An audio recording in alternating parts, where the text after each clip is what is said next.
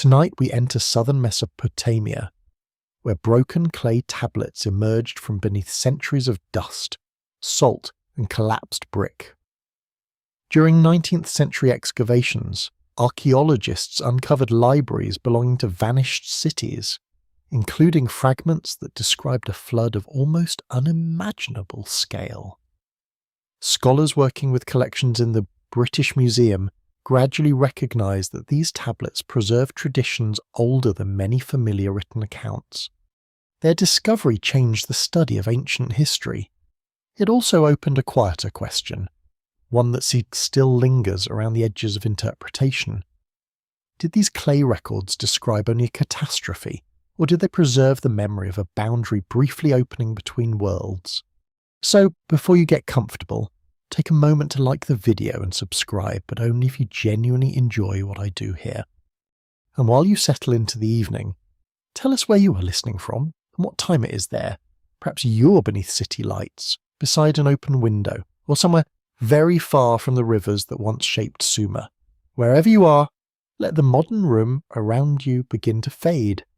You feel dry heat gathering against your skin. Dust moves across a broad plain beneath a pale and enormous sky. In the distance, two rivers travel slowly through reeds, mud banks, and fields cut by narrow canals. The earth smells of wet clay, warm grain, and smoke rising from ovens. A settlement stands ahead, built from mud brick and human patience. Its walls glow softly under the late sun. Nothing here appears permanent. That may be the first lesson of Mesopotamia. Cities rise from the floodplain, but the floodplain never entirely belongs to them. Rivers shift, canals fail, walls soften beneath rain, temples collapse and are rebuilt on top of their own ruins. Every generation inherits both the city and the buried remains of earlier cities beneath it. You move through a narrow street where sandals scrape against packed earth. Goats complain from shaded courtyards. Somewhere nearby, a potter turns clay beneath careful hands, the same material used for bowls, bricks, and children's toys also carries the thoughts of kings and priests. Clay is common, humble, and everywhere, yet once marked and baked, it can outlive palaces.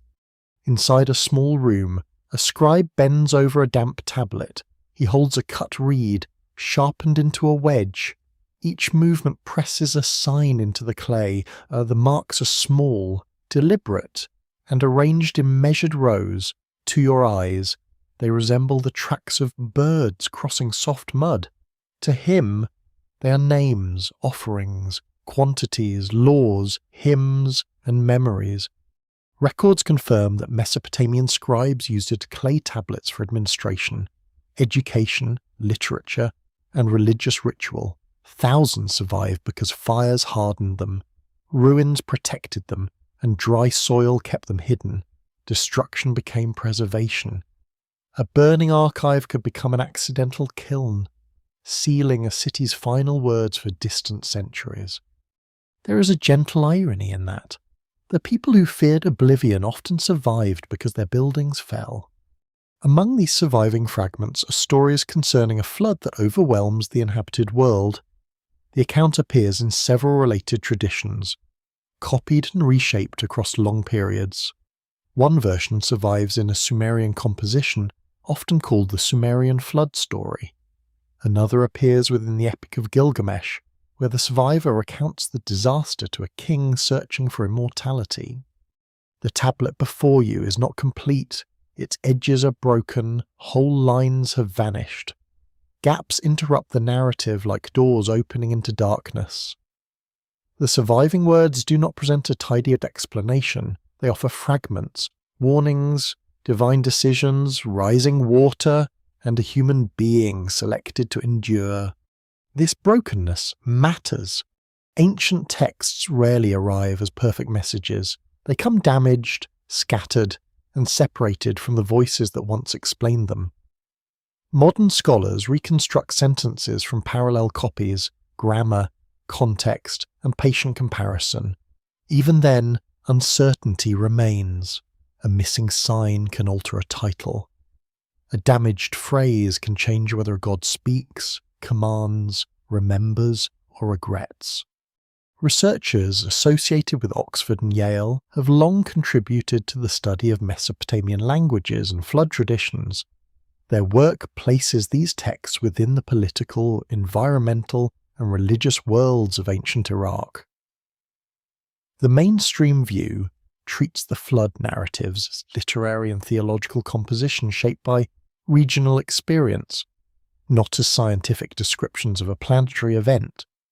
Yet the atmosphere of the story resists simple containment. The flood is more than weather. It ends an age. It silences cities. It interrupts the arrangement between humanity and the divine. When the waters recede, the survivor does not merely return home.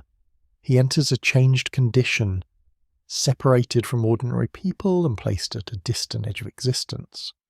This detail has encouraged unusual interpretations.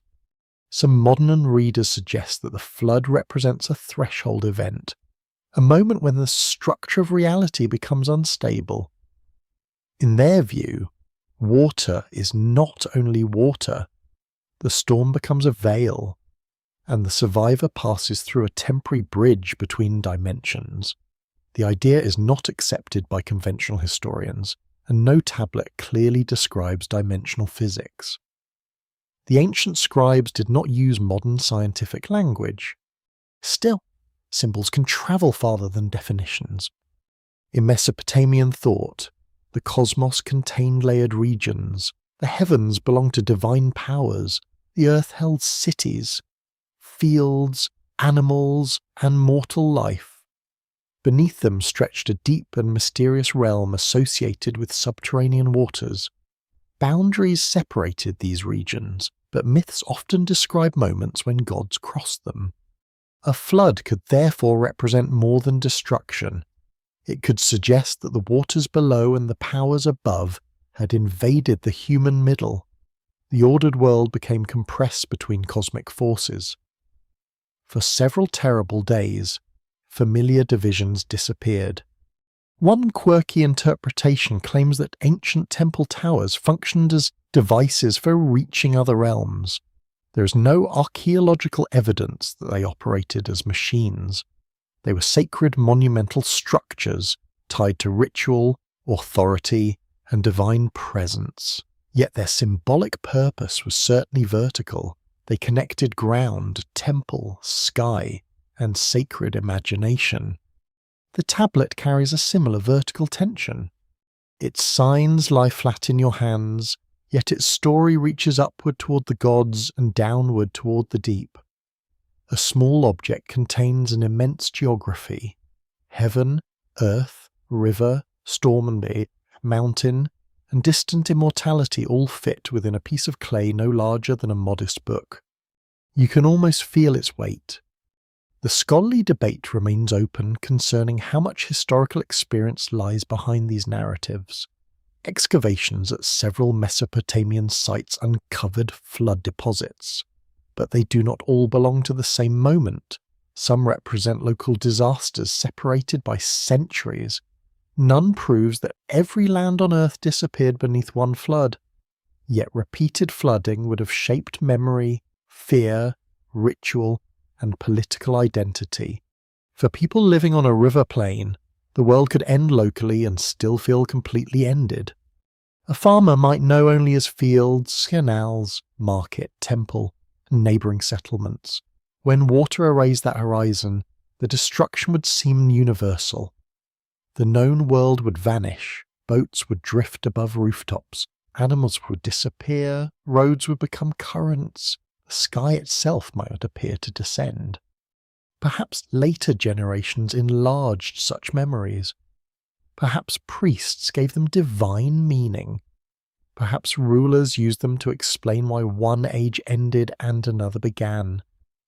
Or perhaps the story preserved something less easily named, a feeling that catastrophe does not only destroy landscapes, it alters reality. The tablet remains chudent about our modern questions. It does not explain dimensions, portals, or hidden technologies. It offers something older and stranger.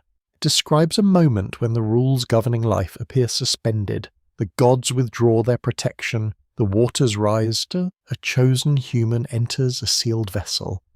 Time becomes uncertain, and the world outside disappears. You remain beside the scribe as evening gathers over the city. Oil lamps flicker against plastered walls. Wax smoke and river dampness mingle in the cooling air. The reed stylus presses another sign into clay. A message is being prepared for people not yet born. The scribe cannot imagine museums, electric lights, or scholars reading his marks through glass. He knows only that memory is fragile. Clay must hold what the human voice cannot preserve forever. Outside, the rivers continue moving through darkness. Somewhere beyond the walls, reeds bend beneath the night wind. Water touches the banks with a soft and patient sound. The city sleeps, unaware that one day it will vanish beneath earth and silence. The tablet waits, and perhaps the first bridge is already opening, not in the sky, but between his forgotten world and yours. Morning settles over the city with a pale copper light, and the first sounds come from courtyards hidden behind thick walls. A wooden door creaks open, a donkey stamps against the dust. Somewhere nearby, grain is poured into a basket with a dry and steady whisper. You step into a workshop where the air feels cooler than the street. Clay rests beneath damp cloth. Reed styluses lie beside tablets in several stages of completion. Some are still soft enough to reshape. Others have begun drying in the shade. A few have already hardened into durable records. The room smells of mud, oil, and woven reeds. A young student sits cross-legged before a low bench. His fingers are stained with clay. Beside him, an older teacher watches with the patient severity known to instructors in every century. The student copies a row of signs, presses too deeply, then smooths the surface and tries again. Education there is physical. A sign must be remembered by the mind, shaped by the hand, and placed correctly within a narrow space. The pressure matters, the angle matters. Even the order of the strokes can reveal whether the writer understands what he's doing. Records from Mesopotamian schools confirm that scribes trained through repetition, copying lists of words, comits, professions, animals, cities, and divine names. They learned mathematics, accounting, legal formulas, and literature. The process could be demanding, and surviving school exercises reveal mistakes, corrections, and sometimes complaints from exhausted pupils. The ancient classroom was not always peaceful. One humorous school text describes a student fearing punishment for poor work, late arrival, and careless handwriting. The details feel surprisingly familiar. He worries about authority, seeks approval, and hopes that a gift to the teacher might improve his situation. Human nature appears wonderfully consistent. The tablets surrounding you are not all sacred. Most concern ordinary life. One lists barley payments, another records wool, a smaller tablet tracks jars of oil, a contract describes land transferred between families. A legal statement preserves witnesses to a marriage agreement. Civilization survives through such details. Grand kingdoms require grain counts. The same writing system used for hymns and cosmic myths also measures livestock, beer, silver, and labour. This mixture of the sacred and practical gives the archive its peculiar intimacy. Gods appear beside taxes, creation stands near shipping records, immortality waits beside a receipt. You lift a small tablet, careful not to damage its edges. The surface carries rows of wedge-shaped impressions. There is no ink, nothing has been painted. The message exists through pressure alone. A reed entered the clay and left absence behind. That absence became language. Cuneiform writing developed over long centuries from earlier accounting marks. Its signs changed from simple pictures into increasingly abstract forms. Different peoples adapted the system for different languages, including Sumerian and Akkadian. A writing tradition created in one cultural setting became a tool shared across much of the ancient Near East. This expansion required flexibility. A sign might represent a word, a sound, or a category. Readers depended on training and context. The system was complex, but that complexity allowed scribes to preserve administration, diplomacy, ritual, poetry, and memory with remarkable precision. The scholarly discussion remains active concerning how widely literacy extended beyond professional scribal circles. Some historians emphasize the specialized nature of training. Others point to evidence that merchants, officials, women of elite households, and temple personnel could possess varying levels of written knowledge. Literacy was probably not a single condition. One person might recognize names and numbers, another could draft contracts, a highly trained scholar might copy difficult literature or interpret ancient signs already considered obscure in his own lifetime. Even within the same city, reading belonged to many degrees of skill. You hear the scratch of reed against clay. The student copies a list of wooden objects. He pauses over a sign, glances toward the teacher, then presses the stylus again. His tablet may be discarded when the lesson ends. It may be soaked and reused. Yet some practice tablets survive because no one bothered to recycle them. Carelessness can preserve history. Archaeologists have found tablets in storerooms, houses, temples, palaces, and rubbish deposits. Their locations reveal how writing moved through society. A sealed jar might hold legal documents, a shelf could contain administrative accounts, a private home might preserve letters exchanged between relatives. One letter asks for supplies, another complains about poor treatment, a merchant defends his reputation, a parent urges a child to behave properly. These voices do not sound distant when their concerns are heard clearly. They sound alive. Fire plays an unexpected role in their survival. Clay tablets were often dried rather than deliberately fired. When buildings burned during warfare or accident, intense heat could bake the tablets hard. Roof beams collapsed, walls fell, human lives ended. Yet the archive became stronger. The destruction of the room protected the words. This uncomfortable reversal gives ancient libraries their haunted quality. You're not simply reading what people chose to preserve, you're reading what disaster accidentally spared. A peaceful archive might be cleaned, reused, scattered, or eroded. A burned archive could remain sealed beneath rubble. Some fringe writers imagine that hidden knowledge was intentionally encoded within the tablets and placed where future civilizations would discover it. There is no convincing evidence for such a planned message across millennia. The surviving texts reflect ordinary archival habits, copying traditions and accidents of preservation. Still, the idea reveals a deeper human desire. You want the past to have expected you. It feels comforting to imagine that ancient writers knew someone would eventually listen, yet their real achievement may be more moving. They wrote without knowing who would survive, what kingdoms would rise, or whether their language would continue. They wrote because the present needed memory. A scribe might copy a royal inscription to honor a ruler. He might preserve a hymn because ritual required exact words. He might copy a flood narrative because the story explained kingship, divine anger, mortality, and the fragile order of human life. Copying was never entirely mechanical. Every new tablet passed through another hand. A sign could be misunderstood, a phrase might be modernized, a damaged source forced decisions. Scribes sometimes noted that their originals were broken or difficult to read. Ancient scholars faced many of the same problems encountered by modern researchers. They too inherited fragments. The city outside grows louder. Traders call from shaded stalls, Metal workers strike copper. Water carriers move through the streets with heavy jars.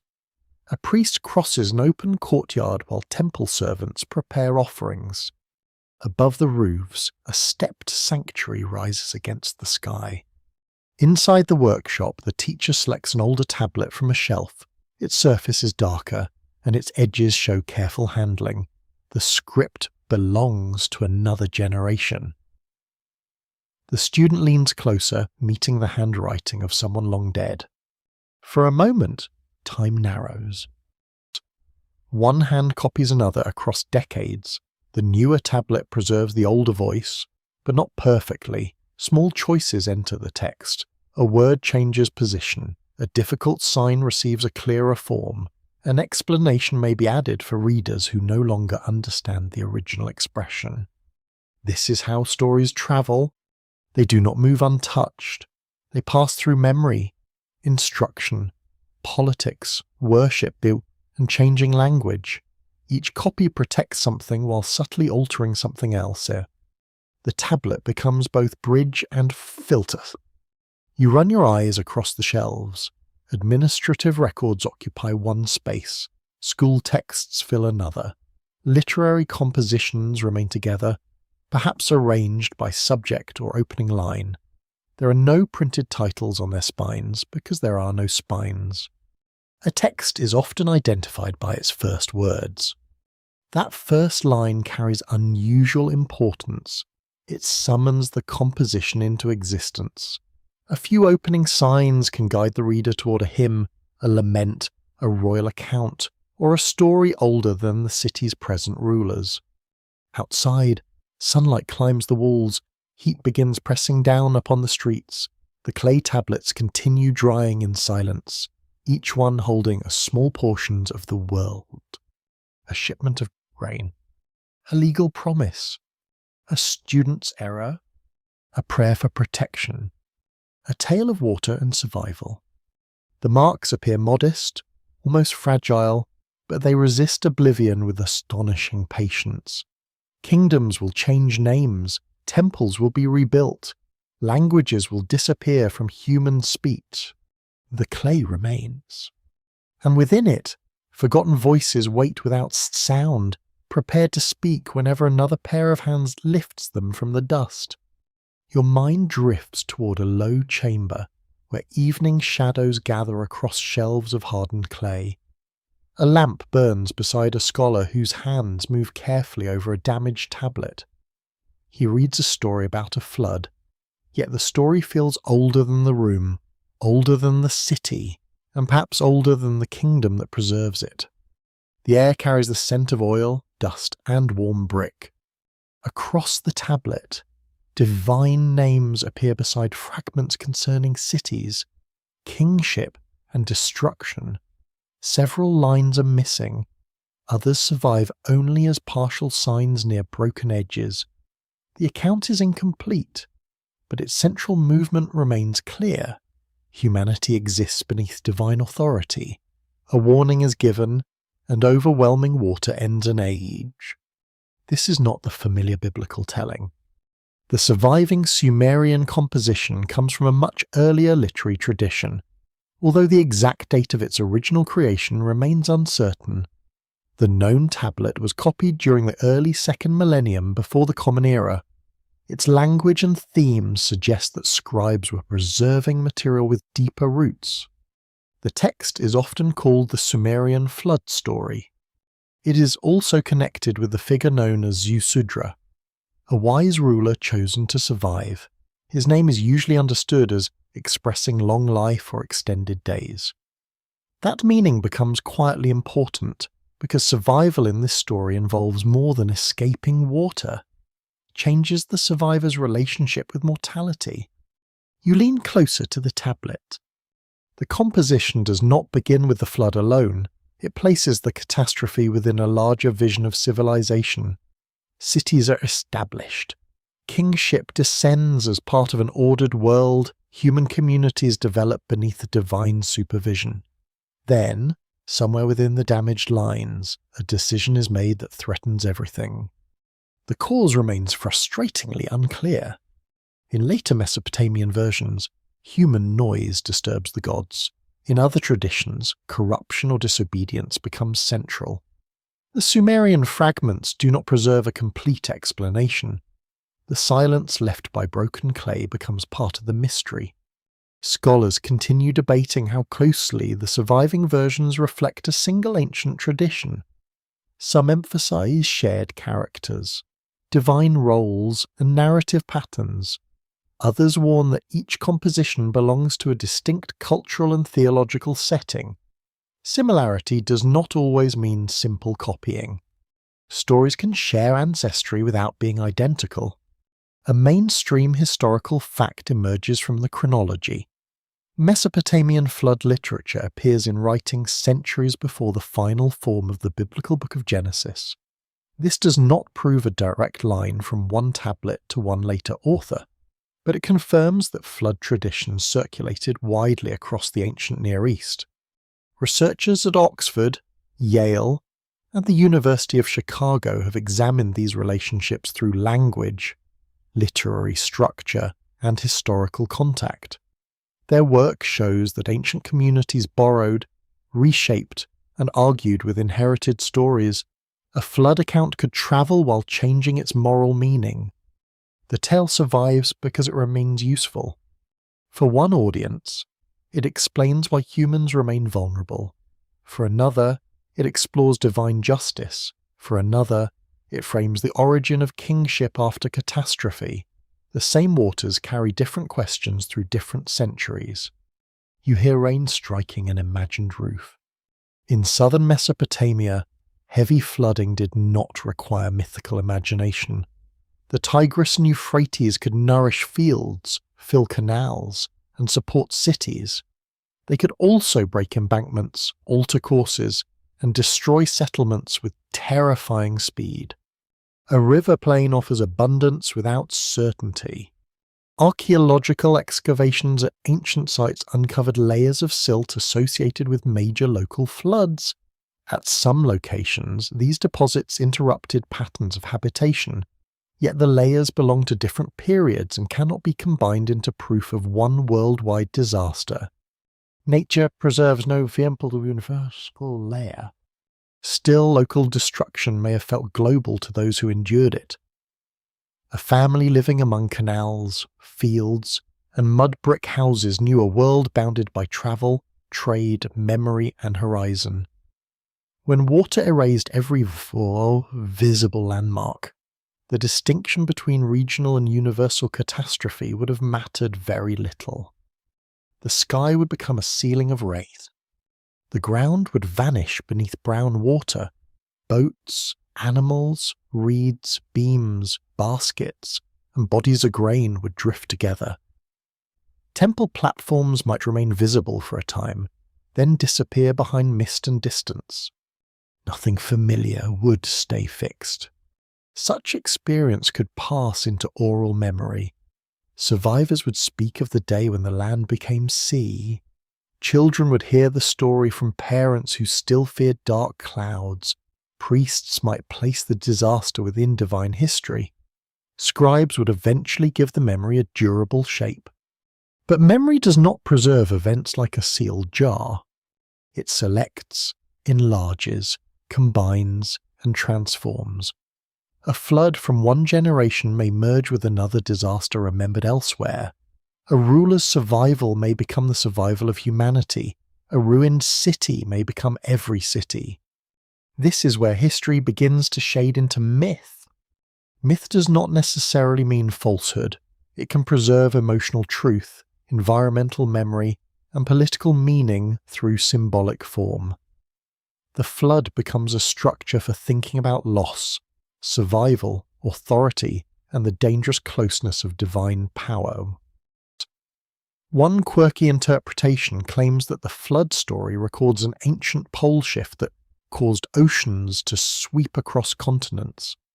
Geology does not support a sudden global event of that kind within the period of early Mesopotamian civilization. The idea remains outside accepted scholarship. Yet unusual theories continue appearing because the scale of the language invites them. When a text says that all lands were covered, modern readers often imagine the entire planet.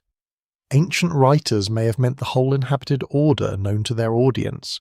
Their geography was lived, not seen from space. Words inherit the size of their world. The biblical account later gives the flood a strongly moral framework, presenting it as judgment upon human wickedness. The Mesopotamian traditions are less stable in their explanation. Divine disagreement, irritation, secrecy, and regret all appear across related versions. The gods do not always seem united. This difference matters because it changes the emotional landscape. A single righteous judgment feels different from a divided assembly making a catastrophic decision. In Mesopotamian literature, one god may support destruction while another secretly protects humanity. Divine politics shape humans' vivre. The flood therefore becomes more than punishment. It reveals tension within the cosmic order. Humanity lives beneath powers that are mighty, emotional, and not always consistent. A person may survive because one divine being disobeys the intention of others. That is not comforting theology. It is a world where existence depends upon hidden favour. The open scholarly debate concerns how much influence Mesopotamian literature had upon later biblical authors. Cultural contact certainly occurred across many centuries, especially through migration, trade, conquest, and exile. Shared motifs include the chosen survivor, the vessel, the animals, the birds, the resting place, and the sacrifice. Yet similarities do not resist difference. Each tradition rearranges the story around its own understanding of God, humanity, sin, covenant, and history. Borrowing, inheritance, and independent development may all have played some role. The exact pathways remain difficult to reconstruct. You remain beside the scholar as he reads. His finger pauses over a damaged line. He knows the signs before him belong to a language already ancient in his own day. He copies them because the story still carries authority. The flood is not merely something that happened. It explains why the present world feels temporary. Outside, canals reflect the night sky. Water moves quietly between fields, carrying life through the darkness. The same element that supports the city also contains the memory of its possible ending. Perhaps that is why the story endures. It places civilization beside the river and reminds every listener that order rests upon unstable ground. Walls may stand, kings may rule, temples may rise. Then the waters return. Heat settles across the temple courtyard, pressing the scent of baked brick, cedar oil, and crushed herbs into the still air. Priests move through the shade with baskets of grain, jars of beer, and carefully prepared offerings. Above them, the high sanctuary rises like a man-made hill, commanding the plain. You stand near its base and feel the scale of authority. This city does not belong entirely to its inhabitants. In the Sumerian imagination, each great settlement exists under divine ownership. A god or goddess protects the walls, receives offerings, controls fertility, and gives legitimacy to rulers. Human beings cultivate the fields, maintain canals, raise temples, and supply the sacred household. The city is both home and service. Kingship enters this arrangement as a gift descending from heaven. The Sumerian king list, a remarkable composition copied by ancient scribes, presents royal authority as something transferred between chosen cities. One settlement holds kingship for a time, then loses it when divine favour shifts elsewhere. A crown therefore belongs to no dynasty forever. The list names cities such as Eridu, Bad Tibera, Larak, Sippar, and Shuruppak within its earlier sequence. These places are not merely locations, they form stations in a sacred chronology, each receiving authority during an age that appears remote even to the scribes preserving it. The reign lengths are astonishing. Some rulers supposedly govern for tens of thousands of years. One king receives 28,800 years. Another rules for 36,000 years. Such numbers exceed ordinary human possibility and place the earliest kings within a landscape of sacred time. Records confirm that the king list combines historical rulers with legendary figures. Many kings from later portions can be connected with inscriptions and archaeological evidence. The earliest names remain far more elusive, surrounded by impossible durations and mythic structure. The composition is not modern histories. It does not simply record who ruled and when. It organizes political memory around the claim that legitimate authority has one heavenly source. Cities may compete violently, but kingship itself remains singular, moving according to divine decision. This creates a powerful message. A ruler can argue that his victory reflects cosmic order. A defeated city can be described as having lost divine favor. Political change becomes sacred transfer rather than ordinary conquest. You enter the temple's outer rooms. Workers carry wool, flour, dates, fish, and livestock through controlled spaces. Scribes record deliveries. Administrators inspect seals. Musicians prepare instruments for ritual. The temple functions as a religious center, economic institution, storehouse, employer, and symbol of urban identity. The gods require substantial administration. A divine household needs fields, herds, workshops, kitchens, and servants. Offerings must arrive on schedule. Festivals require planning. Priestly offices carry duties and privileges. Sacred life depends upon ledgers almost as much as hymns. There is gentle ambiguity in the thought. Even immortals apparently need reliable inventory control. The people understand these offerings through reciprocity. They feed the gods, maintain their dwellings, and perform rituals.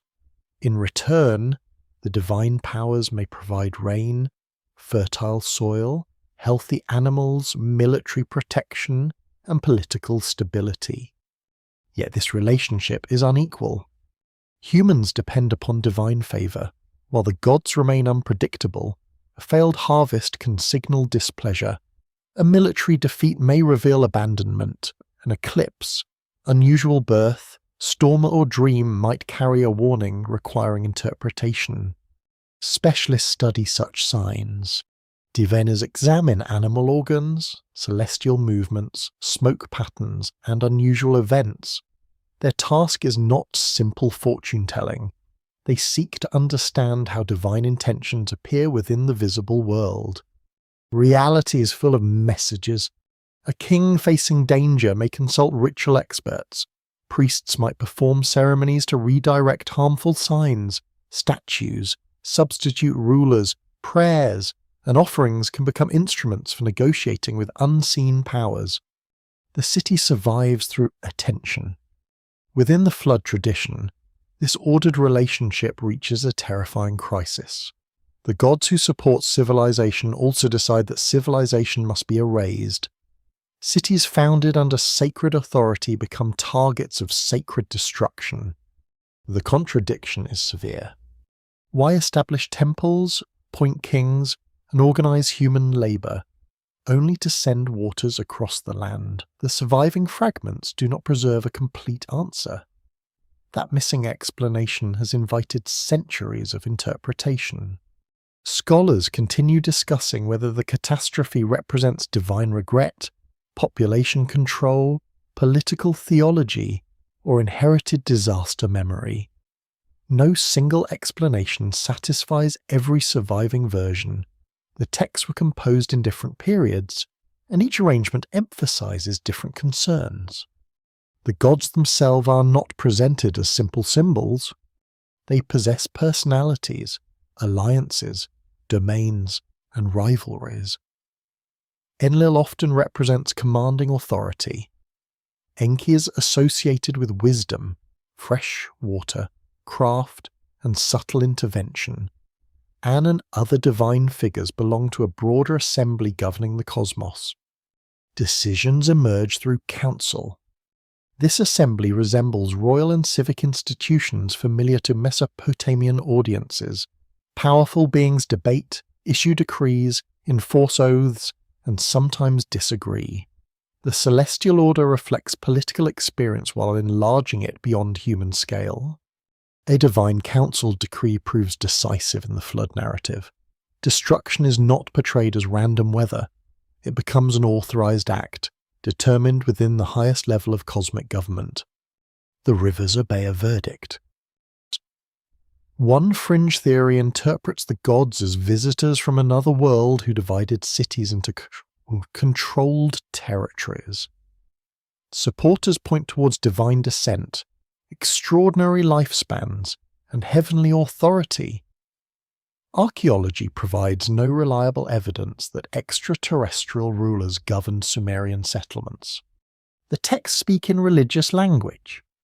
Their gods inhabit temples, myths, ritual, and natural forces. Turning every divine image into machinery removes much of the cultural world that gave those images meaning. Yet the theory remains popular because ancient kingship already feels like an imported system. Authority descends. It does not grow from public consent. It arrives from the heavens, settles upon one city, and departs when that city's allotted time ends, to modern ears. The language can sound like a transmission passing between selected centres. The ancient meaning is more ceremonial, but no less unsettling. You climb a broad stair toward the sanctuary. The rough brick feels warm beneath your palm. Wind moves across the upper platform, carrying dust from fields and moisture from distant canals. The city spreads below. Flat roofs gather around narrow streets, boats move along waterways, farmers work beyond the walls, smoke rises from workshops, children cross courtyards, merchants argue under woven awnings. Every life depends upon the system. Canals must remain clear, barley must reach storehouses, labour must be organised, boundary disputes must be settled, the gods must receive offerings, the king must protect the land and preserve justice. Civilization is a carefully maintained agreement. The ruler stands between divine command and human need. In inscriptions, kings describe themselves as shepherds chosen to guide the people. They build temples, restore walls, dig canals, defeat enemies, and claim affection from the gods. The shepherd image sounds gentle. Yet a shepherd controls the flock, directs its movement, and decides where it may feed. Royal care and royal domination can occupy the same phrase. One unusual tradition suggests that certain early rulers possessed partial divine ancestry. Mesopotamian kings could be elevated through hymns and cult, especially under particular dynasties. However, most rulers were not treated as gods in exactly the same manner across every city and period. Divinity was politically flexible. A victorious king might receive extraordinary titles. A later dynasty could reduce his status. Temple traditions might preserve local loyalties that conflict with royal claims. Sacred authority was powerful, but it was never entirely simple. The open question concerns the oldest cities listed in flood traditions. Eridu, Uruk, and Shuruppak were real settlements with deep archaeological histories. Their inclusion gives the myth a recognizable landscape. The story is not set nowhere. It unfolds among actual urban centers where people farmed, traded, worshipped, and buried their dead. Mythic time rests upon physical streets. You imagine the divine decree moving invisibly above those streets. No public announcement reaches the market. No herald warns the farmers. The city continues its routines while its fate has already been discussed elsewhere. Bread enters ovens. Boats unload baskets. Scribes count grain. The gods have reached a decision. This is where the tablets world becomes quietly disturbing. Humanity does not control the structure supporting its existence. Civilization can be established by powers beyond ordinary sight, then removed by those same powers without human consultation. The temple remains bright beneath the afternoon sun. Offerings wait in polished vessels, incense rises toward the sanctuary roof, priests speak the correct words and perform the proper gestures. From every visible sign, the ancient agreement still appears intact. Yet somewhere within the divine assembly, the cities have already been surrendered to water. Night gathers solo around the sleeping city, and this last heat lures the walls in gentle waves. Reeds whisper near the canal, insects hum above the water, and a thin lamp burns inside a house built close to the riverbank. You stand within that dim room while Ziusudra rests nearby, unaware that the silence around him is about to carry a warning no ordinary messenger could safely deliver. The divine decision has already been made, yet not every god accepts it with equal calm. Enki, Lord of Wisdom and the Deep Waters, understands the decree and also understands its consequences. He cannot openly challenge the council without breaking the oath that binds the gods together, so he chooses another path, one shaped by cunning, careful language, and the narrow space between obedience and betrayal. He does not address the man directly. Instead, he speaks toward a wall made from reeds. The wall becomes an intermediary, a harmless object that can receive divine words without technically violating the command of silence. Ziusudra hears the message because he stands close enough to listen. The warning reaches him through matter, almost as though the house itself has suddenly learned to speak. The detail feels strangely intimate. There is no thunder from the heavens, no blazing figure descending into the courtyard. A voice moves through dry reeds in the darkness. The sound may resemble wind passing through a marsh, soft enough to be mistaken for imagination. Yet within that murmur lies the fate of every living thing that can be carried to safety. Mainstream scholarship recognizes this indirect warning as one of the most distinctive features shared across Mesopotamian flood traditions. In later Akkadian versions, the wise god speaks to a reed wall and gives the survivor instructions for escaping destruction. Researchers at Oxford and the University of Chicago have examined how this scene preserves both divine secrecy and narrative tension. The god obeys the wording of the oath while defeating its purpose. It is a clever solution, and perhaps a slightly mischievous one. Even cosmic law appears vulnerable to technical interpretation. The divine council may control storms, rivers, and kingship, but a carefully chosen sentence can still slip through the cracks. You move closer to the wall. The reeds are bound together with rope and coated with mud, or their surface feels rough beneath your fingers. Small gaps remain when night air enters the room. Through those gaps come the scent of wet soil, distant smoke, and stagnant water beneath the moon. The voice speaks quietly. Ziusudra must tear down his house and build a vessel. He must abandon ordinary possessions and preserve life instead. The instruction reverses everything expected from a ruler. A king normally protects walls, fields, temples, and storehouses. Now he must destroy part of his own dwelling and prepare to leave the land he governs. The order is both practical and symbolic. The house represents settled life. Its walls define family, ownership, status, and place. To dismantle it is to admit that the city can no longer protect him. The material of stability must be transformed into a means of survival. Nothing may remain fixed. The scholarly debate concerns how literally this scene should be understood. Some historians view the reed wall as a legal device within divine politics. Others see it as a ritual image connected with sacred communication, dream revelation, or the watery domain associated with Enki. The text does not explain the mechanism, leaving the moment suspended between theology and storytelling. A fringe interpretation imagines the wall as an ancient communication device, designed to transmit signals from another realm. There is no archaeological evidence for such technology. Reed walls were common fixtures of Mesopotamian construction, and the scene makes sense within the religious language of its own culture. Yet the image remains powerful because it suggests that boundaries can speak. A wall usually divides one space from another.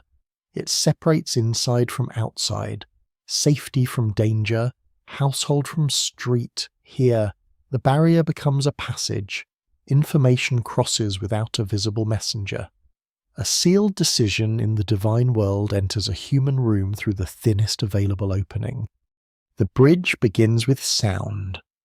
You listen as the warning unfolds. The coming event is not described as a distant possibility. It is presented as certain. The man is given no opportunity to persuade the gods, rally the city, or organize a public evacuation. He receives instructions for one vessel and a limited circle of survival. This raises an uncomfortable question. Why is only one person warned? The answer is never entirely satisfying. Ziusudra is wise, devout, and attentive to divine instruction. His survival may preserve ritual order, kingship, and human continuity, yet countless others remain unaware, continuing their routines beneath the same sky. A baker kneads dough. A child sleeps beside her mother. A watchman walks along the wall. The warning belongs to one household. This secrecy shapes the emotional weight of the story. Ziusudra must act while concealing the true reason for his actions. In related traditions, the survivor is given a misleading explanation to offer his neighbours. He claims that he must leave because a god has become hostile toward him, while promising prosperity for those who remain. The deception is really elegant. People may even help construct the vessel that will save someone else. They carry timber, rope, pitch, and supplies without understanding that their own world is nearing its end. The survivor depends upon communal labour, while withholding the knowledge that would transform every conversation.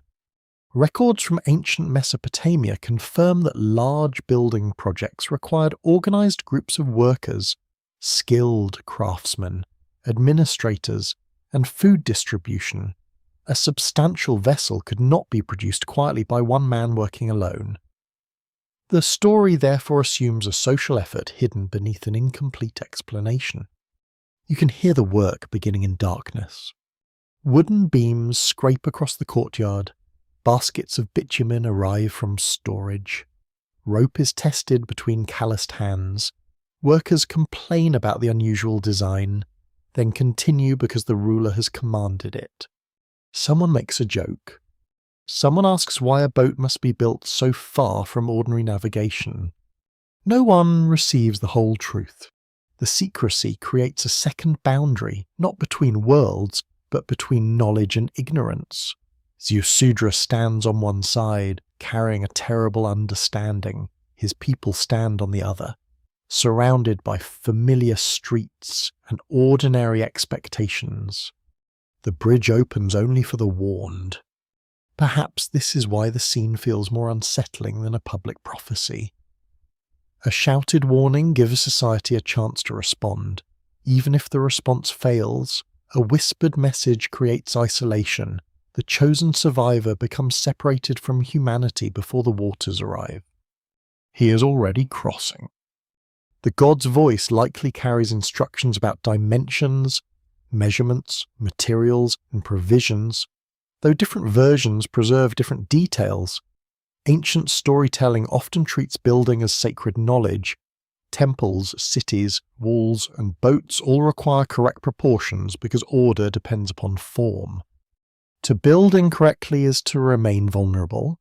The vessel must become a controlled world, a small enclosure able to resist the collapse of the larger one.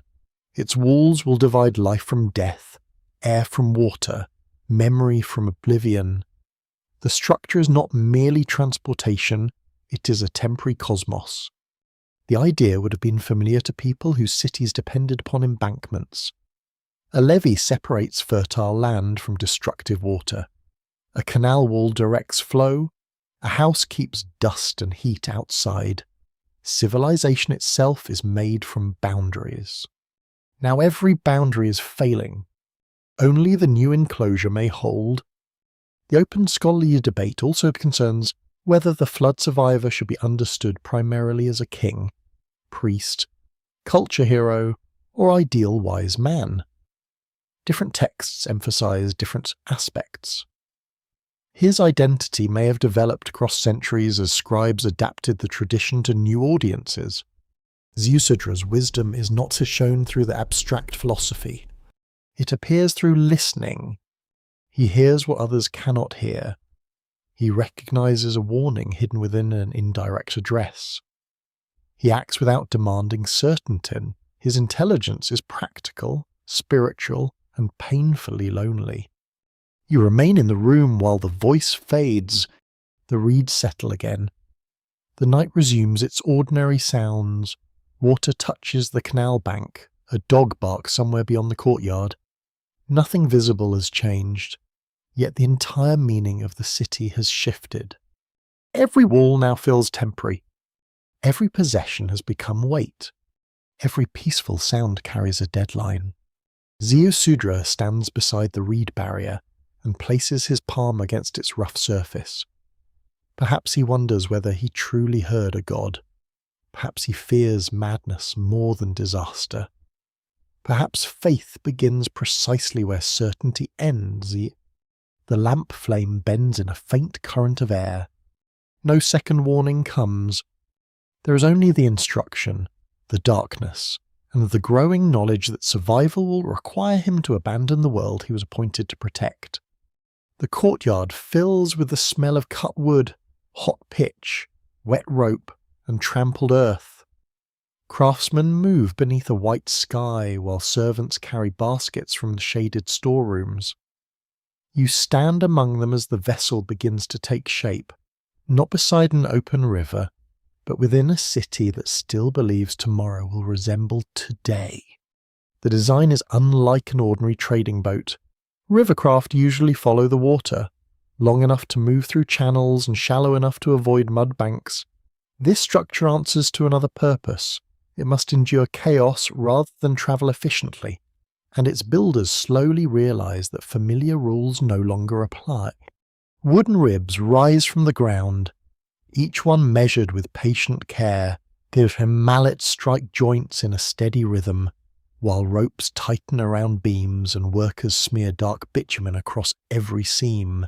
The material clings to their hands, reflecting sunlight like black glass and releasing a heavy mineral scent. Mesopotamian builders knew bitumen well. Natural deposits appeared in parts of the region, and the substance was used for waterproofing boats, lining baskets, sealing walls, and strengthening construction.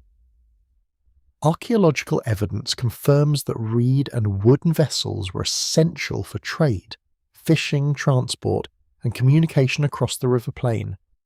The flood vessel grows from practical knowledge, even while its purpose remains extraordinary. Nothing in its construction needs magic. Timber must be shaped, joints must hold, and every opening must be sealed. Survival depends upon ordinary skills performed with unusual precision. That combination gives the scene its quiet power. A divine warning may begin the project, but human hands must complete it. No god descends to lift the beams, no unseen force tightens the ropes. The chosen survivor remains dependent upon carpenters, labourers, storekeepers, and craftsmen who may never understand what they are building. You hear questions passing between them. Why are the walls so high? Why must the interior be divided into so many compartments? Why is the hull broad instead of narrow? The answers remain vague, and the work continues because authority has spoken. Ancient labour rarely required complete explanation. Related Mesopotamian traditions preserve different measurements for the vessel. One account describes an enormous structure with equal length and width, creating a form closer to a floating cube than a conventional ship. Another tradition imagines a great circular craft, resembling the large coracles once used on the rivers. Scholars continue debating how these variations developed. Some believe scribes reshaped the design according to local boat-building traditions. Others suggest that symbolic geometry mattered more than practical navigation. A perfectly ordered form could represent a small cosmos prepared to survive the collapse of the larger one. Researchers from Yale and Oxford have studied the mathematical language within these accounts, noting how measurements or levels and divisions reflect the scribal fascination with proportion. Mesopotamian scholars treated number as a tool for administration, astronomy, architecture, and sacred order. A vessel built against cosmic destruction would naturally require measured form. The structure requires multiple decks. Interior walls divide people, animals, food, tool, and supplies into controlled spaces. Water jars must be secured. Grain sacks need protection from dampness. Lamps require fuel. But open flame may become dangerous inside a sealed wooden enclosure. Every practical decision carries consequences. You pass through the unfinished interior while sunlight enters from above. The floor creaks beneath your feet. Beams cast striped shadows across the compartments, and the air already feels enclosed. Outside, workers shout measurements. Inside, each sound returns as a dull echo. The vessel is becoming a world with walls. Food preparation requires careful planning. Barley, dates, sesame oil, dried fish, onions, legumes, and preserved goods can endure longer than fresh produce. Animals need fodder. People need water. Seeds must remain dry enough to survive planting when land becomes usable again. Records from temple and palace archives reveal how precisely Mesopotamian administrators calculated rations. They measured grain, beer, oil, wool, and labour through standardized systems. The same culture that tracked daily portions for workers could imagine provisioning a vessel designed to preserve life through catastrophe. A quirky possibility appears within this practical detail. Some modern experimenters have argued that ancient builders could construct surprisingly large boats using reeds, rope, wood, and bitumen alone. Replicas have shown that traditional materials can support substantial weight, although no experiment proves the exact vessel described in the flood literature.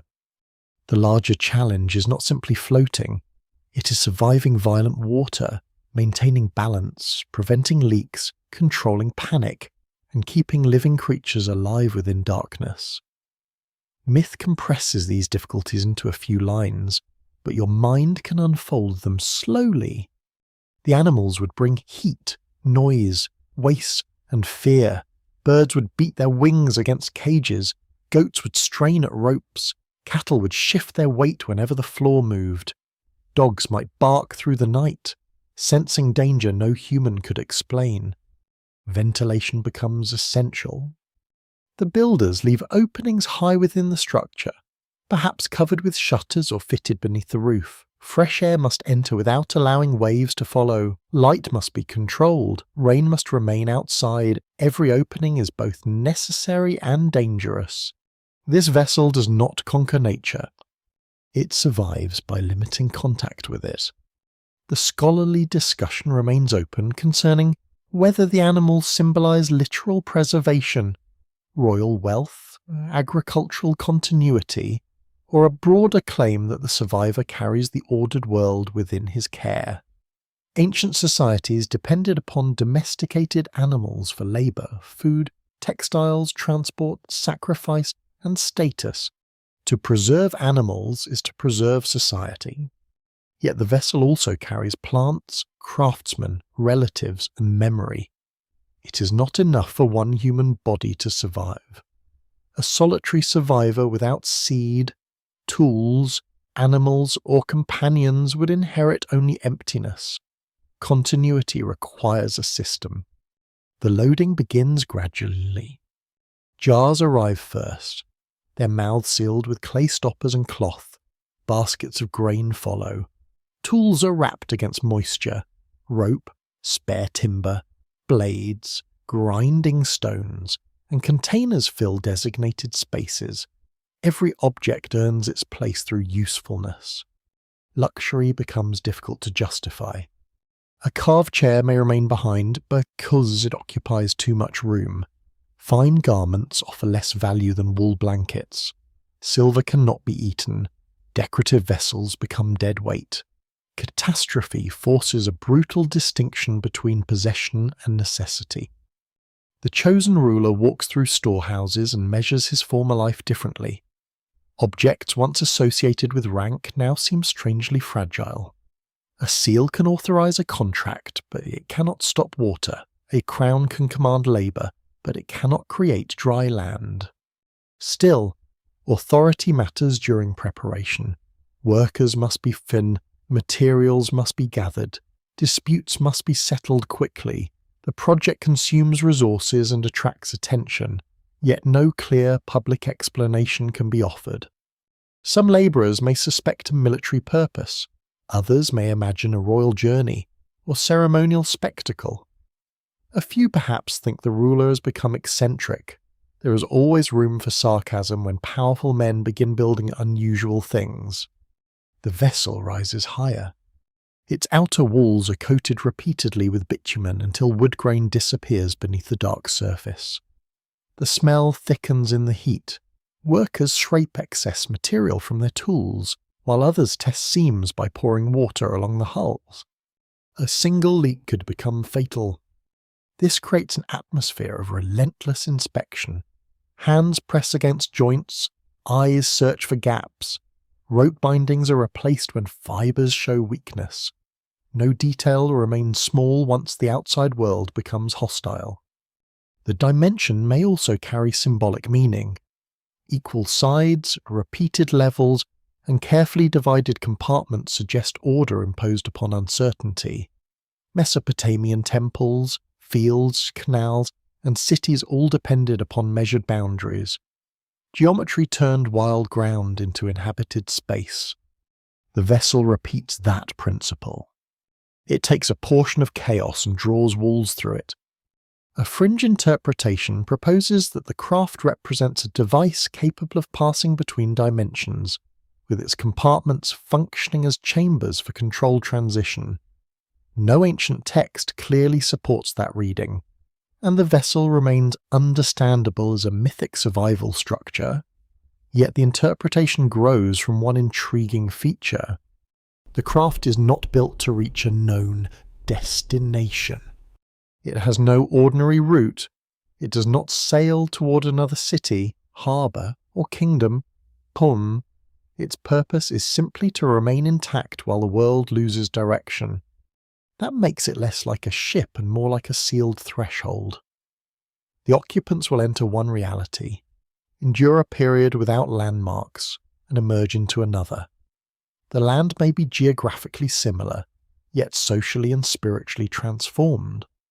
You climb onto the upper level as evening cools the construction site.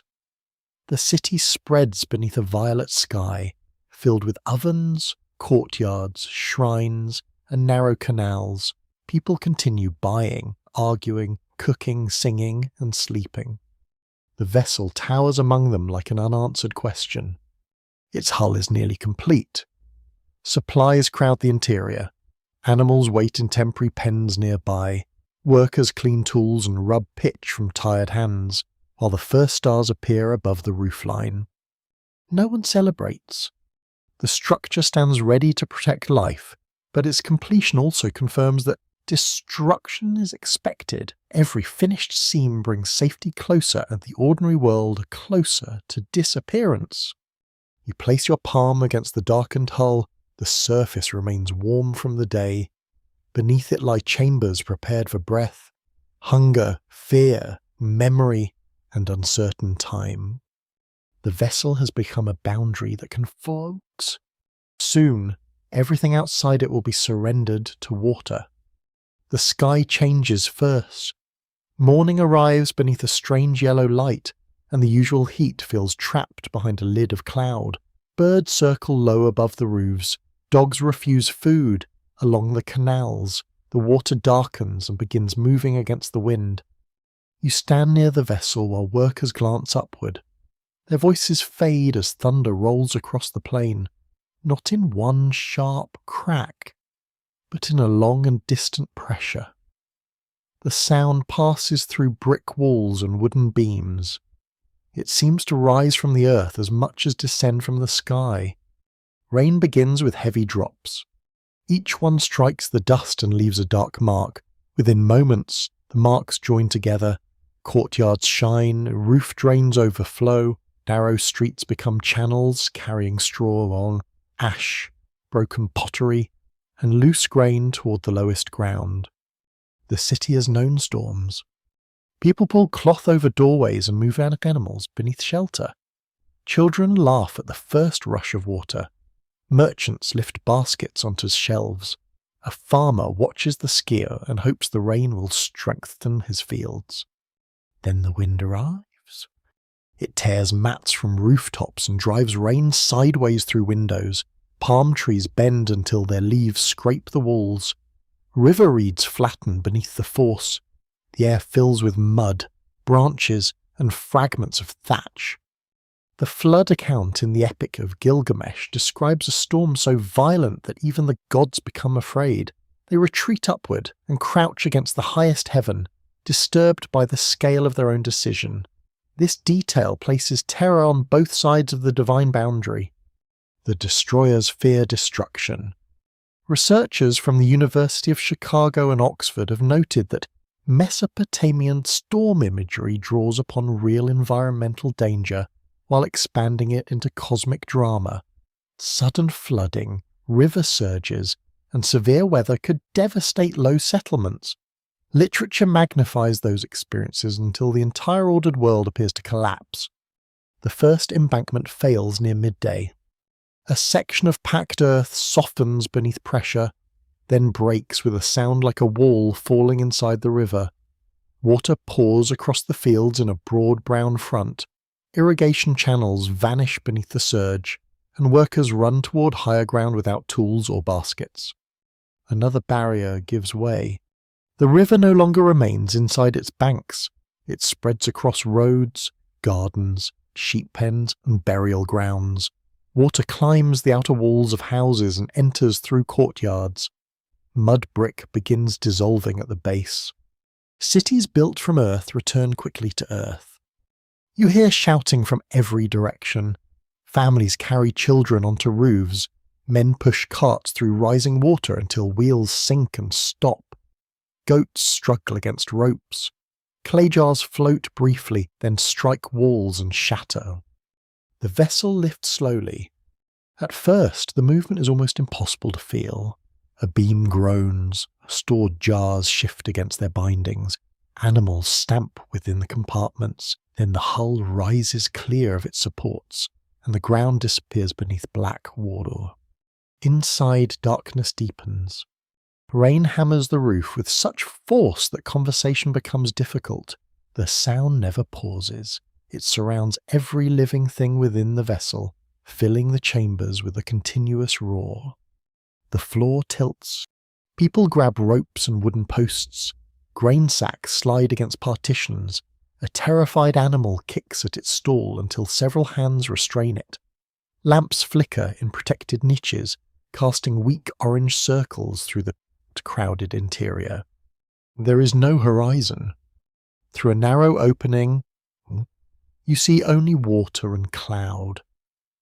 The city's tallest structures appear and vanish behind sheets of rain. A temple platform rises above the flood for a few moments, crowded with figures. Then the vessel turns and the view disappears. The Sumerian tradition describes destructive winds and rain, overwhelming the land for several days. The later Babylonian account gives the storm a terrifying personality. Naming divine forces that tear through the country, the event is not passive inundation. It is an assault upon structure, direction, and memory. A mainstream historical fact gives this imagery practical force. Southern Mesopotamia was extremely flat, with many settlements standing only slightly above surrounding fields. Once levees failed, floodwater could travel widely and remain for long periods, especially where drainage was poor. The landscape offered few natural refuges. Mountains lay far beyond the alluvial plain. A family caught near the rivers could not simply climb nearby slopes. Their safest choices were boats, rooftops, temple platforms, or raised embankments. Most choices would fail against sustained water. The storm continues through night. Though day and night become difficult to distinguish, the sky remains nearly black. Lightning exposes brief scenes without depth, broken roofs, floating trees, spinning debris, and waves moving where streets once lay. The vessel has no destination. It turns with the current, carried above fields that no longer have boundaries. Water covers property lines, roads, canals, and city limits. Human divisions vanish beneath one restless surface. A quirky modern theory suggests that the darkness came from volcanic ash mixed with catastrophic rainfall. Large eruptions can affect weather and produce unusual skies, but no accepted evidence connects a specific eruption with the literary flood in a way that explains every detail. The theory persists because the text feels atmospheric. Power. The world becomes dim before it becomes empty. Light changes, sound changes, distance disappears. The senses lose their usual anchors, which gives the catastrophe a quality that seems almost outside the nature. The open scholarly debate concerns whether the storm narrative preserves memories of one exceptional flood, or combines many disasters across generations. Some researchers favour a remembered regional event. Others see a literary construction shaped by a repeated flooding, political collapse, and religious imagination. The tablet does not separate these layers. It preserves experience through poetry. Water becomes history, fear, judgment, and cosmic disorder at once. Inside the vessel, time stretches. People count intervals by meals, lamp oil, and exhaustion. Sleep comes in short pieces. Someone checks the ropes around storage jars. Someone clears waste from the animal compartments. Someone whispers a prayer that cannot be heard above the storm. The chosen survivor moves through the darkness, touching walls and listening for leaks. Every seam carries danger. A trickle can be plugged with cloth and pitch. A cracked beam may require immediate support. Survival becomes maintenance. There is no heroic gesture large enough to end the flood. There are only small actions repeated under pressure. Securing a jar, calming an animal, tightening a rope, sharing water, holding a frightened child. The vessel rises and falls. Sometimes it seems to climb a moving hill, then descend into emptiness. Stomachs turn, animals cry out. The structure creaks so deeply that people fear the hull is splitting. Yet it holds. The ancient account suggests that the storm gods themselves unleash the destruction. In one version, the weather deity advances at the front, while other divine powers tear up the land. The flood is therefore not merely water released from rivers, it is the temporary collapse of cosmic restraint. Boundaries fail everywhere. The sky empties into the earth, the deep rises toward the heavens, land becomes sea, houses become wreckage, people become shadows moving through rain. This is the point where dimensional interpretations find their strongest image. Supporters argue that ordinary space appears to dissolve, leaving the vessel suspended between realities. The reading remains speculative, and no ancient phrase clearly describes another dimension. Yet the sensation is understandable. Without land, stars, suns, or direction, the occupants possess no stable relationship to the world they knew. They cannot locate themselves by temple, riverbank, road, or horizon. Their reality has narrowed to a dark interior surrounded by sound. The vessel becomes the only remaining place. Outside it, the world is motion without shape. You press your hand against the inner wall and feel each impact of water through the wood. The structure seems less like a boat than a fragile shell drifting through immense pressure. Every breath inside depends upon the thickness of those boards. The storm does not know their names. It does not distinguish king from servant to priest from labourer, human from animal. Within the vessel, rank loses some of its meaning. Everyone listens for the same crack. Everyone fears the same leak. That equality is temporary, but real. Hours pass without sunlight. The air grows warm and heavy. Oil smoke mixes with the smell of damp wood, animals, grain, and fear. People speak softly because loud voices make panic spread. The rain continues. Far below, walls collapse into currents. Roofs separate from houses. Statues fall from the shrines. Written tablets dissolve where they were never fired. An entire order is becoming mud. The vessel turns once more, and the last visible lights of the city disappear behind rain. No one knows whether they have gone out, sunk beneath the water, or simply moved beyond sight. There is no answer. Only darkness remains, carrying the survivors away from every place that once told them who they were. Time loosens inside the vessel. There is no sunrise to mark a beginning, no sunset to close the day, and no visible shore to measure movement. You count existence through lamp oil, shared meals, restless animals, and the slow exhaustion that settles into every face. The first interval feels endless because the storm erases all familiar rhythm. Rain pounds the roof without pause, and the hull rises and drops beneath unseen waves. People try to sleep, but each sudden tilt wakes them. Even silence becomes impossible, because wood, rope, water, and frightened creatures create a world of constant sound. A keeper moves among the stalls with a covered lamp. He checks the animals one by one, touching flanks, examining ropes and calming those that tremble. The light reveals steam rising from warm bodies. It also reveals the growing dampness along the lower walls. The air becomes difficult to breathe. Windows remain sealed against the water, so heat gathers within the compartments. The scent of pitch mixes with wool, grain, sweat, and animal waste. Every breath reminds you that survival has a physical cost. Ancient flood traditions often describe the catastrophe through numbered days, though the details vary across texts. The Sumerian account speaks of wind and storm overwhelming the land for 7 days and 7 nights. The later Babylonian version uses 6 days and 7 nights before calm arrives. Researchers at Yale and Oxford have examined how such numbers work within Mesopotamian literature. 7 frequently signals a complete ritual or cosmic interval, rather than a precise modern measurement.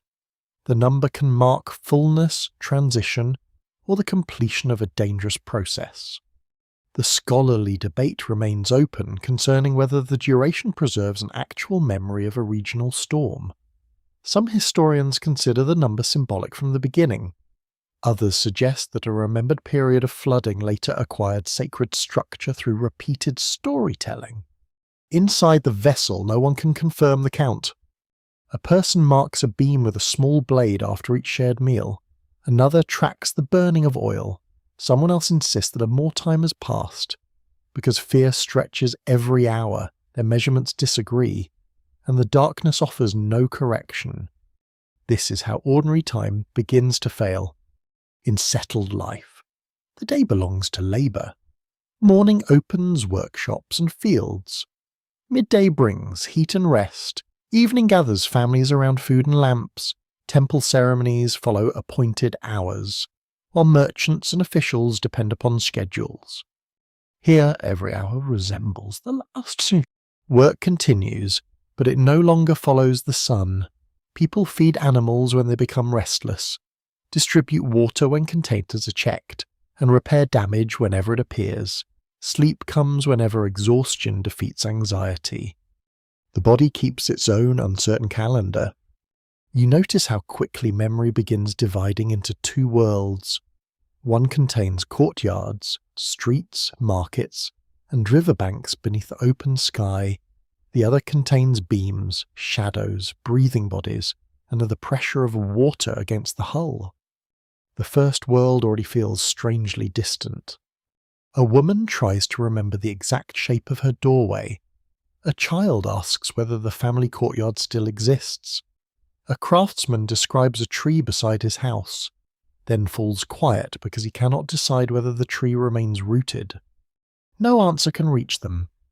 The vessel drifts beyond geography. There are no landmarks, and the current changes direction without warning. A turn may be felt through the floor, but no one can say whether the craft moves north, south, east, or west. Mesopotamian travellers normally understood direction through rivers, canals, roads, stars, and known settlements. Merchants could follow waterways between cities, while herders recognized seasonal routes across the plain. The flood removes every visible guide. Direction becomes meaningless without reference. A fringe interpretation proposes that this interval represents passage through a region outside normal space. Supporters describe the vessel as suspended within a temporary corridor between dimensions. The theory has no direct support in the tablets, and ancient writers did not describe space through modern physics. Yet the literary effect resembles dislocation. The survivors occupy a sealed place without a known position, surrounded by forces that erase distance and landscape. They cannot prove that the world outside still exists. They know only that the vessel continues holding them. For a moment, it feels as though reality has narrowed to the width of the hull. The sacred order also becomes uncertain. Temples once provided fixed centres where gods received offerings and communities performed rituals. The vessel contains no established sanctuary, no raised seas platform, and no city surrounding the sacred space. Still, prayer continues. A priest whispers words from memory, careful not to forget a line. Someone places a small portion of grain aside for divine attention, though hunger makes every offering difficult. Another person refuses, asking why gifts should be given to powers responsible for such suffering. The disagreement remains quiet but dangerous. Disaster does not produce one kind of faith. It strengthens devotion in some and empties it in others. A divine rescue may appear merciful to the chosen, yet the same act can feel unbearable when measured against everyone left outside. The open scholarly discussion includes this moral tension.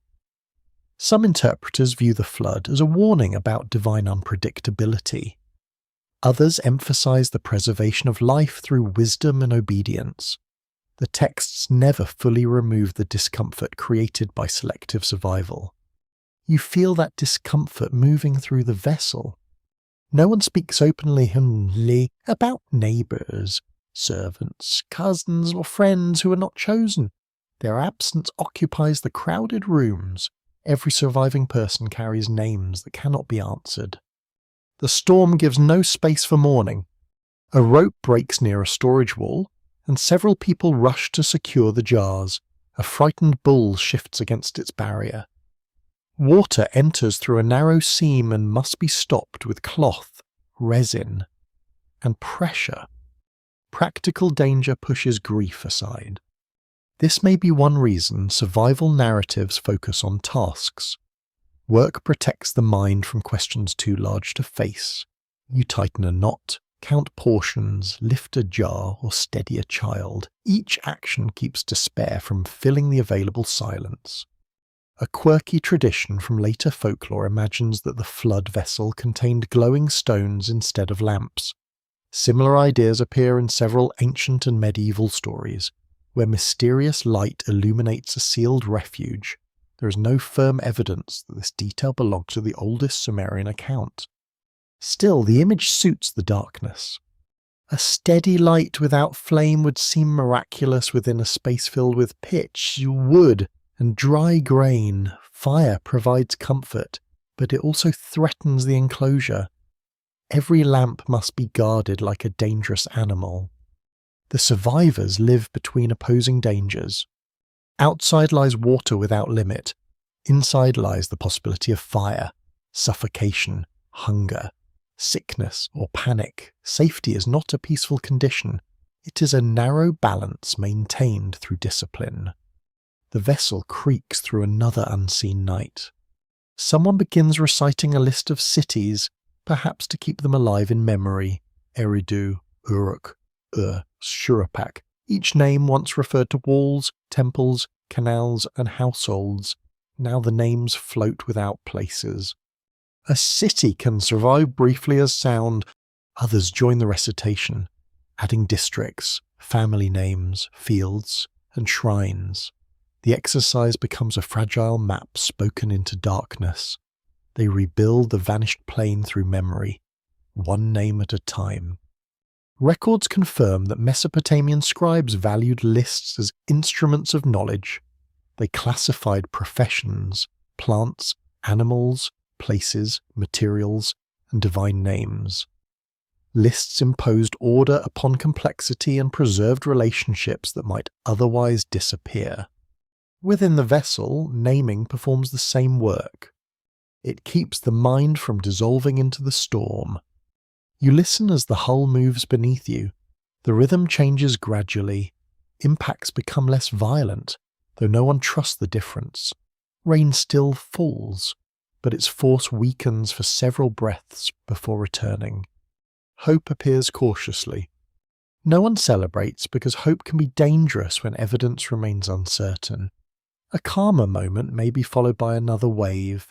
A softened sound may come from exhaustion rather than weather. The count on the beam grows longer. 7 marks stand close together, though no one knows whether they represent 7 days, 7 meals, or 7 attempts to impose meaning upon darkness. The number carries more weight than certainty. Perhaps this interval is the true threshold. The survivors have left a world of cities but have not reached another shore. They remain between identity and renewal, between death and return, between measured time and something without measure. The vessel moves through that uncertain space like a seed inside dark soil. Nothing visible grows, yet life remains enclosed, waiting for conditions it cannot control. Your hand rests against the wooden wall. The rain becomes softer. For the first time, you hear individual drops rather than one endless roar. Beneath them lies a deeper absence, vast and unfamiliar. The storm may be ending, or perhaps time has simply stopped asking to be counted. A different silence settles over the vessel. The violent rise and fall weakens, then becomes a long, uncertain rocking. You feel the floor tilt beneath your feet, but the movement no longer carries the same force. Somewhere beyond the sealed walls, water still stretches across the land, yet the storm has withdrawn into distance. The first clear sound is wood rubbing against something solid, begins as a low scrape beneath the hull, followed by a deep vibration through every beam. People freeze where the sailors stand. Animals lift their heads. No one speaks until the vessel shifts again and comes to rest at a slight angle. The world has touched them.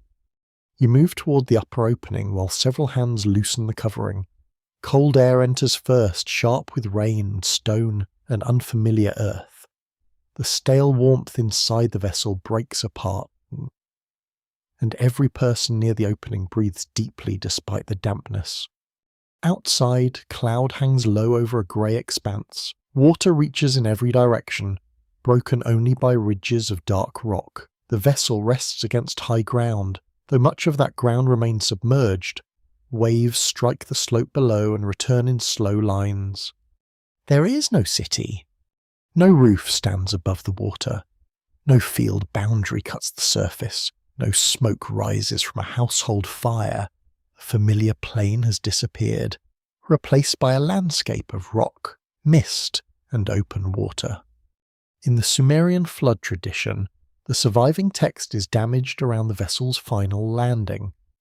Later Mesopotamian accounts provide clearer details, placing the craft upon a mountain named Nisir. The biblical tradition names the mountains of Ararat, creating another geography for the same moment of arrival. Scholars continue debating whether such place names preserve memories of actual highland regions or serve symbolic purposes. Some researchers connect them with northern Mesopotamia and the mountain ranges beyond the river plain. Others emphasize that mountains often represent divine distance, safety, and the edge of the human world. For people from southern Sumer, a mountain was more than high ground. It belonged to a different landscape and distant from flat fields and canal systems. Its slopes held stone, forests, metals, and unfamiliar peoples. Reaching such a place could feel like arriving beyond the boundaries of ordinary civilization. The vessel does not land in comfort. It rests upon cold, wet rock beneath a colourless sky. The surface is uneven, and every movement inside shifts weight against the hull. Ropes are tied to internal beams, storage jars are checked again. Animals remain confined because no one knows whether the ground outside can support them. The first challenge is patience. A visible ridge does not mean the flood has ended. Water still surrounds the craft, and the lower slopes remain hidden. A careless departure could strand survivors on a narrow peak without soil, shelter, or drinking water. The chosen survivor studies the horizon. Clouds move slowly over the distant surface. Here and there, darker shapes appear, then vanish behind mist. They may be other peaks. They may be floating debris. At this distance, certainty remains impossible. Records from ancient Mesopotamia confirm that mountains carried strong religious and political meaning. Temples were sometimes described through mountain imagery, and high places could suggest proximity to divine power. The great stepped platforms of southern cities may have echoed the idea of sacred elevation within a naturally flat land. Now the survivors stand upon the real thing. Stone replaces mud brick beneath them. The surface feels cold, hard, and indifferent. It cannot be shaped quickly into walls or canals. It does not resemble home. A quirky modern theory claims that the landing mountain marked a physical gateway where the survivor entered another dimension. Supporters point toward the sudden stillness, the remote location, and the survivor's altered fate. No archaeological evidence supports a literal portal at any proposed mountain site. Yet the symbolic threshold is unmistakable. The vessel has crossed from open water to fixed ground. The survivors have moved from movement without direction to a place with height, slope, and resistance. Space begins to organize itself again. You place your hand against the outer wall as the hull settles. The wood no longer shudders with every wave. It presses firmly against rock, and that pressure feels almost miraculous. Stillness has weight. Inside, the animals respond before the people do. Goats strain toward the fresh air, birds call from their cages, dogs scratch at the floor and sniff beneath the door. Their bodies recognize the change without understanding its meaning. People become restless as well. Some want to open the vessel immediately. Others argue for caution. A few remain silent, afraid that the solid ground may vanish beneath another surge. Safety, when it finally appears, can be difficult to trust. The open scholarly discussion concerns how ancient audiences understood the mountain landing. One interpretation sees it as a return to ordered creation, with dry land emerging from destructive waters. Another views the mountain as a meeting place between human survival and divine judgment. Both readings may exist together. The flood has reduced the world to water, vessel, and peak. These three elements form a simple but powerful arrangement. Water represents chaos. The vessel carries preserved life. The mountain offers the first stable point from which a new order may begin. Yet no celebration occurs. The survivors cannot see what remains below. They do not know whether other people reached high ground, whether distant cities endured, or whether the entire inhabited world has vanished. The mountain provides safety without answers. You look across the water and imagine the hidden landscape beneath it. Streets lie under the surface, courtyards hold silt, canals have merged with floodwater, boundary stones rest in darkness, stripped of meaning. The old world remains present, but inaccessible. This creates a strange emotional distance. Home may be only several days of drifting away, yet it has become unreachable in memory and geography. The survivors cannot walk back toward it. They cannot even locate it with certainty. A mountain changes perspective. From the high opening, or mere, the world seems larger and emptier. The flat river plain once limited vision through walls of palms, reeds, and rising heat. Here, the eye travels far across cold water and broken cloud, and the distance feels almost inhuman. Researchers studying ancient disaster narratives note that elevated refuge often transforms the survivor into a witness. From above, he does not merely endure catastrophe, he observes the separation between what remains and what has been lost. The chosen ruler carries that burden now. He cannot protect the drowned cities, but he must remember them. He cannot restore every household, but he must preserve the knowledge that households once existed. Survival becomes a duty toward absence. The vessel rests through another dark interval. Wind moves around the rock and enters through narrow gaps. The sound differs from the storm. It whistles softly across the hull, carrying no rain and no debris. People sleep more deeply, though several wake whenever the wood creaks. At dawn, the clouds thin. A muted light spreads across the water, revealing additional peaks in the distance. Their tops rise like dark islands from the silver surface. The view offers hope, but also confirms the scale of inundation. The water has not retreated enough. Days pass through careful observation. Marks appear on a beam, rations continue, though portions can now be managed with greater calm. Clothing is dried near controlled lamps. Tools are inspected. Injured animals receive attention.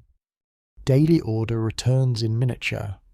The mountain remains outside like a promise that cannot yet be claimed. Each morning, people gather near the opening and study the visible rock. They learn its cracks, ledges, and patches of dark soil. A small plant appears near one crevice. It may have survived beneath sheltering stone, or its seed may have arrived with wind and debris. The sight produces more emotion than any speech. Green life exists beyond the vessel. The world is not entirely empty. You watch water slide from the upper rocks in thin streams. It gathers in shallow hollows before spilling downward. The movement is gentle, no longer violent. Water has changed a character again, from destroyer to possible source of life. This reversal would have felt natural to Mesopotamian listeners. Rivers could ruin a settlement and nourish the next harvest. The same element carried contradiction within everyday experience. Destruction and renewal share a substance. A fringe tradition imagines that mountains were chosen because they contained sacred energy capable of protecting life. Ancient cultures often associated peaks with divine presence, but such beliefs do not prove measurable forces unknown to modern science. Still, elevation matters physically. A high ridge can survive where a low plain disappears. Its practical safety becomes religious meaning. Geography turns into symbol because human beings experience the land through fear, hope, and memory. The vessel remains closed. No one knows whether the lower slopes have emerged. No one knows whether mud beneath the water can support weight. The chosen survivor waits, though waiting now requires more strength than action. The danger has come. To become quiet. There are no crashing waves to command attention. There is only uncertainty, repeated each morning beneath a clearing sky. The survivors can see freedom, but cannot yet enter it. You rest beside the opening as evening colours the distant peaks. The water reflects pale gold, and the first stars appear in spaces between the clouds. their return feels deeply reassuring. The heavens have become visible again. Direction begins to exist. A fixed mountain holds the vessel, stars mark the sky, wind carries scents from exposed stone, and perhaps from land beyond sight. The structure of reality slowly returns, yet the survivors remain suspended at its edge, held between the sealed world they carried and the unknown world waiting outside. Morning opens beneath a washed and colourless sky. The vessel rests against the mountain while mist withdraws from the water in slow ribbons. You stand near the upper opening and feel cold air moving across your face, carrying the sense of wet stone, distant vegetation, and wood that has remained sealed too long. The horizon still offers no clear answer. Dark ridges rise in several directions, but the lower land remains hidden beneath shining water. Clouds pass above them without urgency. Everything appears calm enough to trust, yet calm can conceal depth, mud, and distance. The survivor turns toward the Ikedum. Birds have endured the confinement with restless patience. Their claws grip narrow perches, their feathers carry dust, and though their eyes remain bright with instinct, they know nothing of divine councils or ruined cities. They understand air, hunger, shelter, and the pull of open space. A first bird is selected. In the Epic of Gilgamesh, the survivor releases a dove, then a swallow, and finally a raven. The biblical account presents a different sequence, sending a raven and later a dove. These variations reveal how each tradition shapes the same practical question through its own literary rhythm. Can any creature find land? The survivor holds the bird gently beneath its wings. For several breaths, it remains still, startled by the brightness. Then his hands open and the dove rises into the cold air with a quick burst of feathers. Everyone watches. The bird circles the vessel once, perhaps orienting itself after long darkness. It climbs above the roof, turns toward a distant ridge, and becomes smaller against the pale sky. Its path looks purposeful, though no human observer can know what it senses. Birds can detect features hidden from human eyes. They notice wind currents, reflections, vegetation, insects, and possible resting places. Ancient people living beside rivers would have understood their habits through hunting, herding, travel, visit, and daily observation. The bird becomes an instrument of knowledge. No measuring line could reach the unseen slopes. No person could safely swim across that expanse. The dove carries sight beyond the vessel, searching places inaccessible to human feet. Records confirm that birds held practical and symbolic importance throughout Mesopotamian life. They appeared in art offerings, omen collections, and household environments. Their movements could be interpreted as signs, especially when behaviour seemed unusual. The release therefore belongs to two worlds. It is a practical test of geography and a possible message from the divine order. The bird's flight may reveal land, but its return may also be read as judgment, permission, or warning. Hours pass slowly. The dove reappears as a small moving point above the water. It approaches with tired wings, lands near the opening, and allows itself to be gathered into waiting hands. It has found no suitable resting place. Hope narrows, but does not vanish. The return proves that open water still dominates the world. It also proves that the bird can travel and come back, carrying invisible information within its exhaustion. A swallow is released. This bird moves differently, cutting through the air with quick turns and sudden drops. It skims close to the water, climbs toward the mist, and disappears beyond a ridge. The people wait again. Waiting has changed from passive fear into observation. Eyes study the sky. Ears search for wing beats. Every movement near the horizon produces a brief stir among those gathered. The swallow returns as well. Its feet are damp, and its breathing is fast. It has found no secure place to remain. The lower world is not yet ready to receive life. The scholarly debate concerns how closely this sequence reflects actual ancient navigation practices. Sailors in many cultures released birds to search for land, especially when visibility was poor. Some historians consider the flood episode a literary memory of such practical knowledge. Others emphasize symbolism. Different birds carry different behaviors and associations. A dove prefers secure ground and may return quickly when none appears. A raven can feed upon floating remains and rest in more difficult places. Its refusal to return therefore suggests a changed environment. A quirky theory claims that the birds represent probes sent through a dimensional gateway. In this reading, each species tests a different layer of reality before the survivor enters. No ancient evidence supports that interpretation, but the sequence does resemble cautious exploration beyond a sealed refuge. The idea persists because the birds cross a boundary first.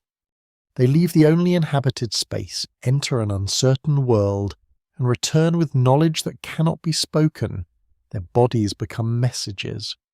The raven is chosen last.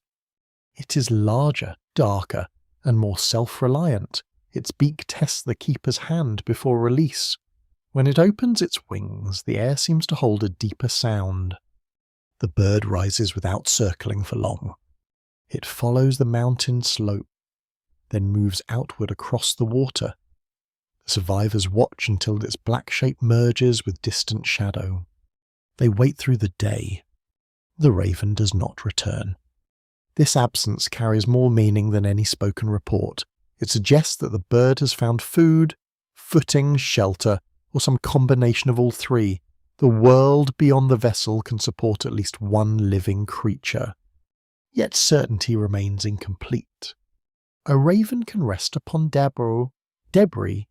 It can feed upon material floating at the surface. Its survival does not guarantee fertile soil, fresh water, or safe ground for people and domesticated animals. The chosen survivor does not rush. He studies the waterline against the rocks. Each day reveals more stone, more ledges, and more patches of dark earth. Water stains mark the mountain, showing where the flood once stood. The world is lowering itself into visibility. You notice grasses pressed flat beneath mud. Small insects gather near exposed pools. A lizard appears on a warm rock and disappears into a crack. These modest signs possess extraordinary forces. Life has resumed without ceremony. The open scholarly discussion asks whether the bird sequence was inherited from an older oral tradition or developed through scribal composition. The pattern is elegant enough to suggest careful literary design, yet practical enough to arise from real experience. Both possibilities may remain true. Ancient storytellers often shaped observed behavior into symbolic order. A bird can be biologically ordinary and narratively sacred at the same time. The vessel's inhabitants begin preparing for departure. Ropes are checked, wooden ramps are inspected, supplies are reorganized so the most necessary items can be moved first. Animals become increasingly difficult to restrain because they smell exposed ground. The goats are especially impatient. They push against barriers, complain loudly, and treat cosmic renewal as an inconvenient delay. Their behavior brings a small ripple of laughter through the enclosed space. It is the first easy laughter in a long time. That moment matters because survival requires more than breath. It requires the return of ordinary emotion, including irritation, humour, and affection. A world without these would remain another kind of ruin. The sky changes through the afternoon. Clouds break apart, revealing a blue depth that feels almost forgotten. Sunlight touches the water and produces countless bright fragments. The mountain no longer appears hostile. Its upper slopes begin warming beneath the light. The survivor climbs carefully onto the roof. From this height, he can see channels forming between emerging ridges. The water has not vanished, but it no longer seems infinite. Distance now contains shape.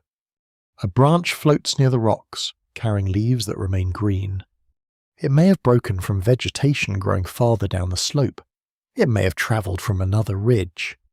The branch offers no precise map, but it confirms that living plants endure somewhere beyond sight. The people gather around it. Its leaves smell sharp and clean when crushed between fingers. That scent enters the vessel and changes the air more effectively than any lamp or prayer. The world outside has a fragrance again. You hold one leaf and feel its soft surface. It is a small object, yet it carries an entire promise. Soil exists, roots remain, water has not erased every growing thing. The birds have opened the first path.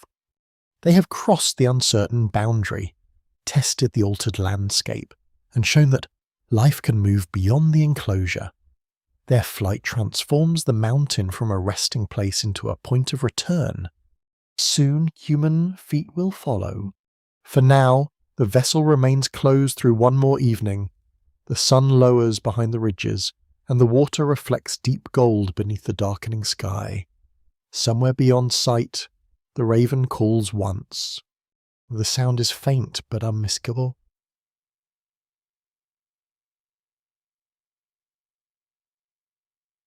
It comes from the changed world. The door opens with a groan that travels through every chamber. Cool light enters the vessel, touching walls darkened by smoke, pitch, and long confinement. You step towards the opening, while animals pull against ropes and people shield their eyes from the brightness. Outside, the mountain glistens beneath a clean sky. Water remains in the valleys, but broad ledges now stand exposed. Mud gathers in hollows between stones, and thin plants bend beneath the morning wind. The world looks wounded, yet undeniably alive. The first feet touch rock carefully. A wooden ramp creaks under the weight of people carrying tools, jars, and bundles of grain. Each step feels uncertain, because the ground seems almost too solid after so much motion. Animals follow in cautious groups. Goats descend with impatient confidence, while cattle resist until handlers guide them forward. Birds leave their cages in sudden bursts, filling the open air with wings. The mountain becomes noisy. Breathing, calling, scraping hooves, and human instructions spread across the slope. Life pours from the vessel in a disordered procession, not elegant, but deeply practical. The survivor kneels and touches the ground. Stone lies beneath a layer of damp soil. He presses his fingers into it, perhaps testing firmness, perhaps offering thanks without words. The earth feels cold, rough, and real. Ancient Mesopotamian flood traditions describe the survivor preparing a sacrifice soon after leaving the vessel. In the Epic of Gilgamesh, he sets out offerings and burns fragrant materials upon a raised place. The act is immediate. Before fields are planted, shelters are built, or routes are explored, the relationship between humanity and the gods must be addressed. Survival alone has not restored order. Ritual must reopen communication. You watch stones being gathered into a low platform. They are arranged carefully, creating a stable surface above the wet ground. Dry wood is scarce, so every piece is chosen with attention. Bundles from the vessel provide kindling. Grain, oil, and aromatic plants are brought forward. Some of these supplies could feed the survivors. Their use as offerings therefore carries real cost. A sacrifice without cost is merely decoration. Smoke rises slowly once the flame takes hold. At first it clings to the altar, heavy with moisture, then straightens into the clear air. The scent of burning cedar, sweet reed, and oil spreads across the slope. The smell changes the atmosphere. It replaces damp wood, mud, and animal confinement with something ceremonial. The mountain no longer feels like a place of accidental refuge. It becomes a meeting ground between mortal survival and divine attention. Records confirm that offerings formed a central part of Mesopotamian religious life. Temples presented food, drink, incense, animals, textiles, and crafted goods to divine images and sacred spaces, and the purpose was not simple bribery. Offerings maintained the relationship between gods or the rulers, temples, and communities. They expressed dependence, gratitude, duty, and hope. Ritual placed human action within a larger cosmic order. Here, however, the order has been broken. The same divine realm that received offerings also permitted the flood. The survivor therefore stands in a difficult position. He gives thanks for rescue while carrying the knowledge that countless others were not rescued. The smoke rises through contradiction. The later Babylonian account presents the gods gathering around the offering because they are hungry. During the flood, no humans remained to feed them, so the usual flow of temple provisions stopped. This detail is both solemn and strangely comic. Immortal beings who control storms and destiny appear dependent upon mortal kitchens. The image would not have seemed entirely absurd within Mesopotamian religion, where divine households required regular service. Still, the scene contains gentle sarcasm. The powers who nearly erased humanity discover that nobody is left to prepare dinner. Researchers at Yale and Oxford have examined this passage as evidence of an older religious ideal. Humanity exists partly to perform labour and maintain divine worship. The flood threatens not only human life, but also the system connecting heaven and earth. The gods suffer from their own decision. This does not make them powerless. It reveals interdependence. Humans need divine protection, while the gods need human service, memory, and offerings. The relationship is unequal, but reciprocal. A fringe interpretation claims that the sacrifice provided some form of energy required to close the dimensional opening created by the flood. Supporters focus on the upward movement of smoke and the sudden gathering of divine beings. No tablet describes such a mechanism. The offering belongs clearly within ancient ritual practice. Yet smoke naturally suggests passage. It begins in the human world, loses solid form, and rises toward the unseen. The altar becomes a vertical path. Earth holds the stones. Fire transforms the offering. Air carries the scent upward. Water surrounds the mountain below. The four elements appear arranged around a single ritual act. This pattern feels almost deliberate.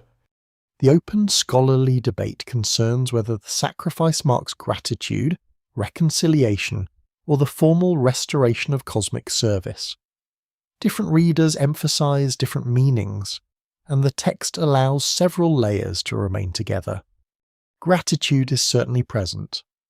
The survivor breathes, his companions live, and animals stand upon dry ground, yet reconciliation is equally necessary because divine trust has been damaged. How do humans worship after catastrophes? The question does not receive a simple answer. Ritual continues because the survivors have no other established language for speaking to the powers above them. Prayer alone may feel too light. Smoke has weight, scent, and visible movement. It transforms precious material into something that cannot be retrieved. The offering proves that the survivors are willing to release part of what they saved. The flame consumes slowly. People stand around the altar in silence. Some lower their heads. Others watch the smoke as though expecting a figure to appear within it. Nothing visible descends. The gods remain hidden, yet the story describes their presence. They gather near the scent, drawn toward the first sign that human order has resumed. One goddess reacts with grief. She condemns the decision that caused destruction and holds up a treasured necklace as a sign that the event must be remembered. Her response introduces regret into the divine world. The flood was not emotionally simple even for the gods. Some defended it, some opposed it, some feared it once it began, some mourned its consequences. Divine unity fractures around human suffering. This is an important feature of Mesopotamian theology. The gods can disagree, compete, and reconsider. Their assembly resembles a court where authority exists, but decisions remain shaped by personalities and conflict. The sacrifice brings that conflict into the open. Enlil, the powerful authority associated with the destructive decree, becomes angry when he discovers survivors. His outrage suggests that the rescue was not part of the approved plan. Life itself has become evidence of disobedience. Enki responds with argument rather than force. He questions the wisdom of total destruction and proposes measured punishments instead of universal catastrophe. Punish wrongdoing, he suggests, but do not erase everyone's. The debate is remarkably practical. Disease, famine, wild animals, and other limits are presented as alternatives to complete annihilation. This may sound harsh to modern ears, yet within the story, limiting becomes mercy when compared with extinction.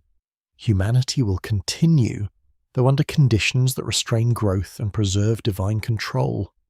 The mainstream historical interpretation sees this exchange as an explanation for mortality, suffering, and population limits. The flood story becomes a way of asking why life continues under hardship instead of divine perfection. Human survival receives conditions. The gods do not promise a world without hunger, disease, or loss. They allow humanity to persist within boundaries. The sacrifice therefore marks a settlement. It is not a triumphant victory over heaven.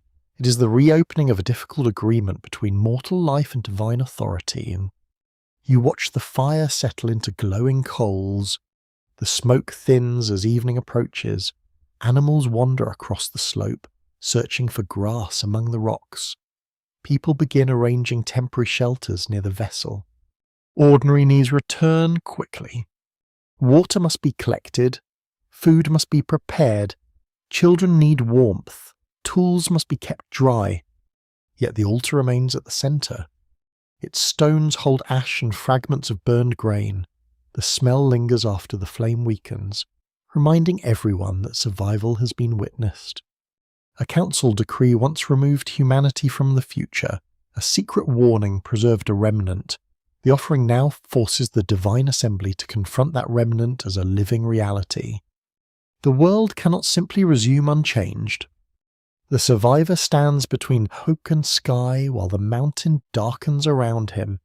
He has crossed water, silence, and uncertainty. But his greatest transformation may still be approaching. The gods have noticed him. The mountain air grows still as the last smoke thins above the altar. You stand among dark stones while the survivor faces the unseen assembly, no longer merely as a rescued man, but as someone whose existence now unsettles the order of heaven. A blessing is spoken over him, though its meaning carries distance rather than comfort. Ziusudra is granted life unlike ordinary humanity, and his place among mortals is quietly altered. He survives the flood, yet survival becomes a separation. The gift appears generous at first. Death no longer waits at the end of his years. Sickness, age, and ordinary decline may lose their power over him. He has crossed destruction that erased cities, and now he is lifted beyond the fate shared by those he preserves. Yet immortality has a shadow. A mortal life gains meaning through limits, relationships, seasons, and shared endings. An immortal survivor may watch children grow old, companions weaken, and entire communities become memories. He can remain, but remaining is not the same as belonging. The Sumerian flood tradition places Ziusudra in a distant sacred land associated with sunrise. Later, Mesopotamian literature presents the survivor under another name, living far away at the edge of the world. These traditions agree on one essential point: he cannot simply return to ordinary society. His reward is exile. Researchers at Oxford and Yale have examined how Mesopotamian literature separates extraordinary survivors from normal human life. Immortality is not presented as a common human destiny. It belongs to gods, rare culture, heroes, and exceptional figures removed from the ordinary world. The mainstream historical fact is clear. Mesopotamian kings sometimes claimed long reigns, divine favour, and unusual closeness to the gods, but they still died. Tombs, royal inscriptions, and succession records all confirm that mortality remained central to kingship. No throne defeated time. The flood survivor becomes exceptional precisely because others remain bound to death. His fate does not establish a general promise. It creates a boundary between one preserved life and all later generations. You imagine the moment when that boundary becomes visible. The people around him may still call him ruler, father, priest, or protector, yet his face already carries a destiny they cannot share. The gods have changed his category. He is not fully divine because he remembers fear, hunger, labour, and human grief. He is no longer fully ordinary because death does not claim him in the familiar way. He stands between conditions. This in-between state gives the dimensional interpretation much of its power. Some modern readers suggest that immortality means relocation into another realm where time moves differently. The sacred land becomes, in their view, not merely a distant geography, but a separate level of reality. No surviving tablet explains such a dimension. The texts speak through sacred landscape, divine favour, and mythic distance, yet the survivor's removal from human society creates the feeling of passage. He enters a place beyond ordinary maps and ordinary lifespans. A fringe theory proposes that the sacred destination was a hidden enclave maintained by advanced beings.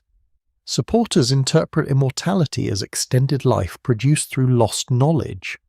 Archaeology offers no evidence for such a community, and the theory remains outside accepted scholarship. Still, the question remains emotionally compelling. What kind of place can contain someone who should no longer exist? The sacred land is described through remoteness. It lies towards sunrise, where light first enters the world. Ancient geography often placed extraordinary regions at the margins of human travel, beyond deserts, seas, mountains, and known kingdoms. Distance protects mystery. A place too far to reach cannot easily be disproved. It can remain perfect, dangerous, or sacred because ordinary travellers do not return with practical descriptions. The scholarly debate concerns whether the survivor's destination reflects an actual remembered region, a symbolic paradise, or a literary boundary marking exclusion from society. Some historians connect it with eastern lands known through trade. Others see it as a mythic horizon rather than a physical kingdom. The text allows both geography and symbolism to overlap. Ancient audiences did not always divide sacred space from real space as modern readers might. A distant island, mountain, or eastern land could be physically imagined and spiritually charged at the same time. You follow the survivor as he looks away from the altar toward the empty horizon. The mountain slopes descend into wet valleys, and the first exposed paths appear between pools. Somewhere beyond them lies the world that must be repopulated. He will not remain at its centre. Others will build houses and clear fields, dig channels and raise walls. Children will learn new place names and scribes will record new kings. Rituals will continue under altered conditions.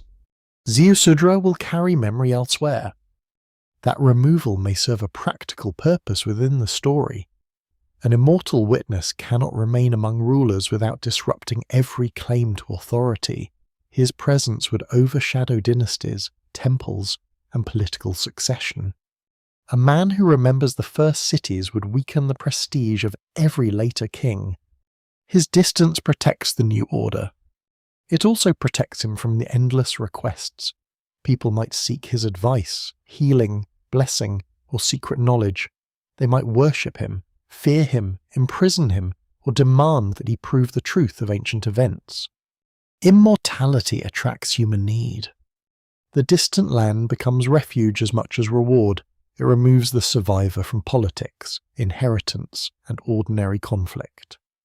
Yet isolation follows. You imagine years passing without visible effect upon him. Seasons change across the sacred landscape. Trees flower, fruit, and lose their leaves. Birds nest and vanish. Rivers shift their channels. He remains.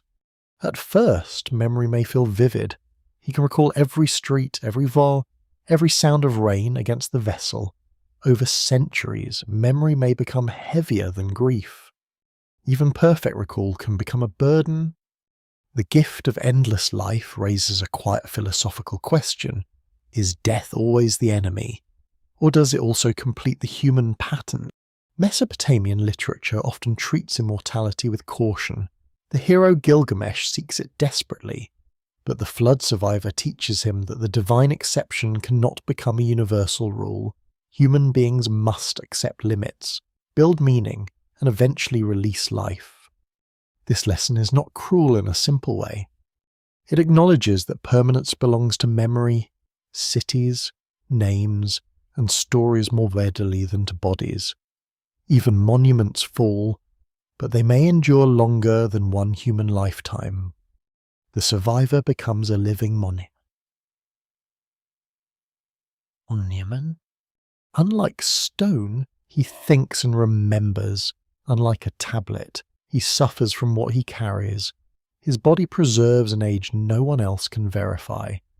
A quirky tradition imagines that immortal beings become hidden advisors who appear during moments of crisis. Such stories surround many ancient figures across different cultures. They offer reassurance that wisdom never completely disappears.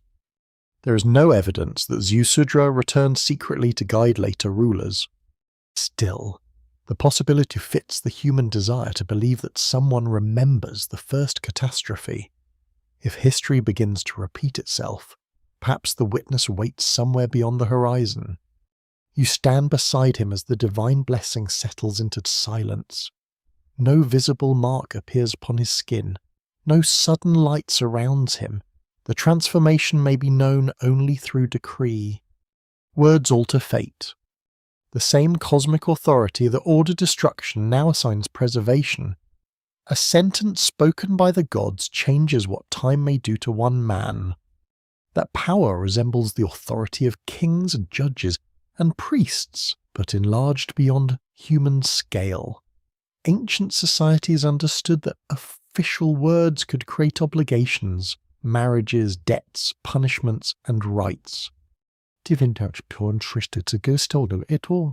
The survivor receives more than long life. He receives a new place within the structure of the cosmos. Mortal communities occupy one region, gods occupy another. He is moved closer to the divine boundary without fully crossing it. Perhaps this is the bridge's deepest meaning. The flood does not open a doorway for everyone. It creates one exceptional passage, carrying a chosen person from ordinary humanity into a condition that can never be shared. The world survives, but the witness departs. You watch him turn toward the distant east, where the sky grows pale above the mountains. The path ahead is not marked by road, wall, or city gate. He walks toward Lalakulate without returning home. And somewhere beyond the known lands, time receives him differently. The water withdraws from the plains, but a larger question remains beneath the drying mud. You stand where a settlement once rested, and look across soil marked by channels, broken walls, and scattered pottery.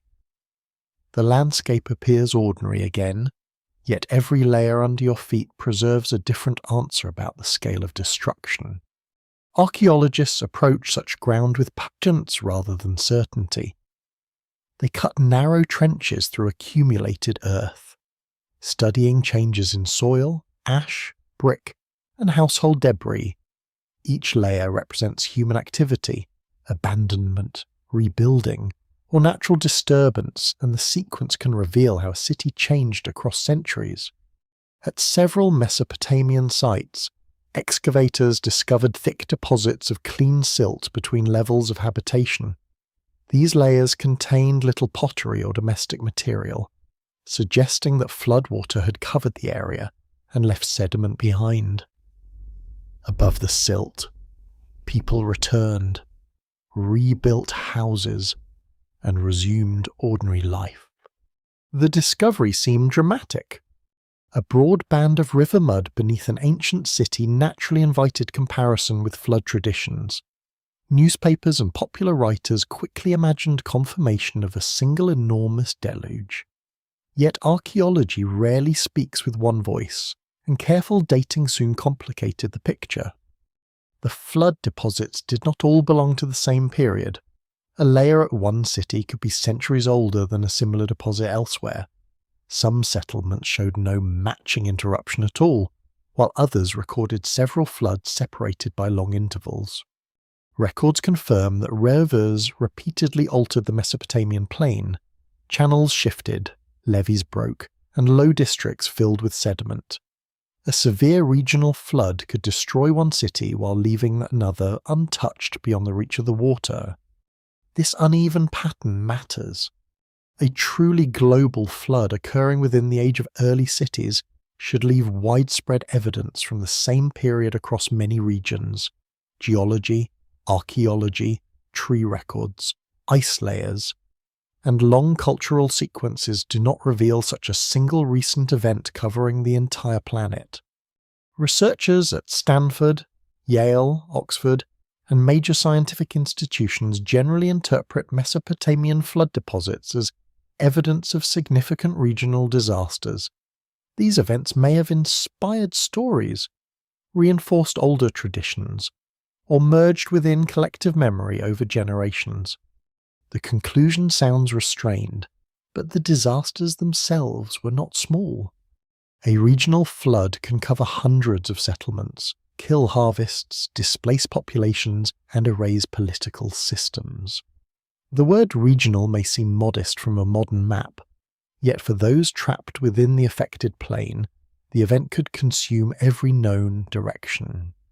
You imagine standing upon a roof while water stretches beyond sight. There are no aircraft, satellite images, or reports from distant provinces. Every messenger route is submerged, every neighbouring village silent, and every familiar landmark hidden beneath the same brown surface. Your world has ended. That sentence does not require the planet to disappear. A world is also a network of relationships, roots, languages, fields, shrines, and memories. When those structures vanish, survivors experience something larger than weather. The scholarly debate therefore turns partly upon language. When ancient texts describe all lands, every creature, or the whole earth, scholars ask what geographical range those phrases carried for their original audiences. Ancient writers did not view the planet as a photographed sphere. Their world expanded through trade routes, royal campaigns, river travel, and inherited stories. Distant regions certainly existed within their imagination, but the inhabited order remained centered upon known cities and their surrounding lands. Universal language could express total experience rather than measured global geography. A ruler might claim authority over the entire world while governing only part of the ancient Near East. A storm might destroy all humanity within a story because no surviving community mattered outside its sacred frame. This does not make the language careless. It makes the language cultural. A flood narrative is not a surveyor's report. It communicates scale through human fear, not through modern coordinates. The destruction must feel complete because the story concerns the end of one age and the beginning of another. A quirky theory proposes that a sudden rise in sea level after the last ice age survived in oral tradition for thousands of years before reaching Mesopotamian tablets. Global sea levels did rise as ice sheets melted and coastlines changed dramatically across long periods. The difficulty lies in continuity. Thousands of years separate those changes from the surviving written stories. Oral traditions can preserve memories for remarkable lengths of time, but proving a direct chain across such vast spans remains extremely difficult. Another possibility concerns the flooding of the Black Sea Basin. Some researchers have suggested that rising waters entered the region rapidly and displaced communities. The scale, timing, and speed of that event remain debated, and no consensus connects it with the Sumerian narrative. The theory remains appealing because it offers a dramatic migration memory. People fleeing an expanding shoreline might carry stories southward. Their descendants could transform those accounts through centuries of retelling. Yet the evidence does not require that path, especially when Mesopotamia itself experienced destructive floods repeatedly. The simplest source may be nearby water. You kneel beside an exposed soil wall and study its coloured bands. Dark layers contain charcoal, pottery, animal bone, and traces of human occupation. Pale layers hold river silt. Their order resembles a long conversation between settlement and flood. People build. Water interrupts. People return. This rhythm shaped the earliest cities. Floods did not end civilization permanently because survivors repaired canals, raised foundations, and restored fields. Rebuilding became part of cultural identity. The open scholarly debate asks whether one exceptional event stands behind the strongest flood tradition. Some archaeologists favour a particularly severe flood near the end of the 4th millennium or beginning of the 3rd millennium before the Common Era. Others argue that no single candidate fits every text and site. Literary scholars add another caution. The written versions appeared long after many proposed disasters. During those centuries, stories changed through performance, politics, and religious interpretation. A flood remembered as local history could become a cosmic event, while a cosmic myth could absorb details from later regional disasters. Memory moves in both directions. It preserves experience, but it also gives new experience the shape of older stories. When another flood arrives, people may describe it using inherited language. The fresh catastrophe then enters the ancient pattern and strengthens it. This creates a cycle of remembrance. A child hears that the ancestors survived the great waters years later. Another river breach destroys nearby fields. The child, now older, interprets the new disaster through the ancestral tale. Future generations inherit both events as one deep memory. The tablet may therefore contain many floods. Its waters carry silt from different centuries, grief from different cities, and theological questions from different schools. Seeking one date may misunderstand the way cultural memory accumulates. Still, the desire for one event remains strong. A single catastrophe offers a clean solution. It promises that the tablet can be matched with one geological layer, one destroyed settlement, and one moment when myth becomes history. The Earth rarely cooperates, Sony.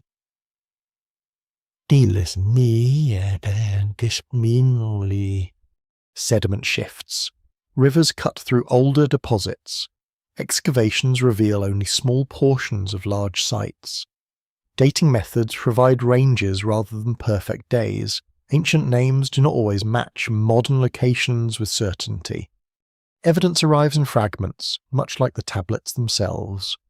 A fringe claim suggests that advanced rulers deliberately removed traces of the flood to conceal contact with another realm.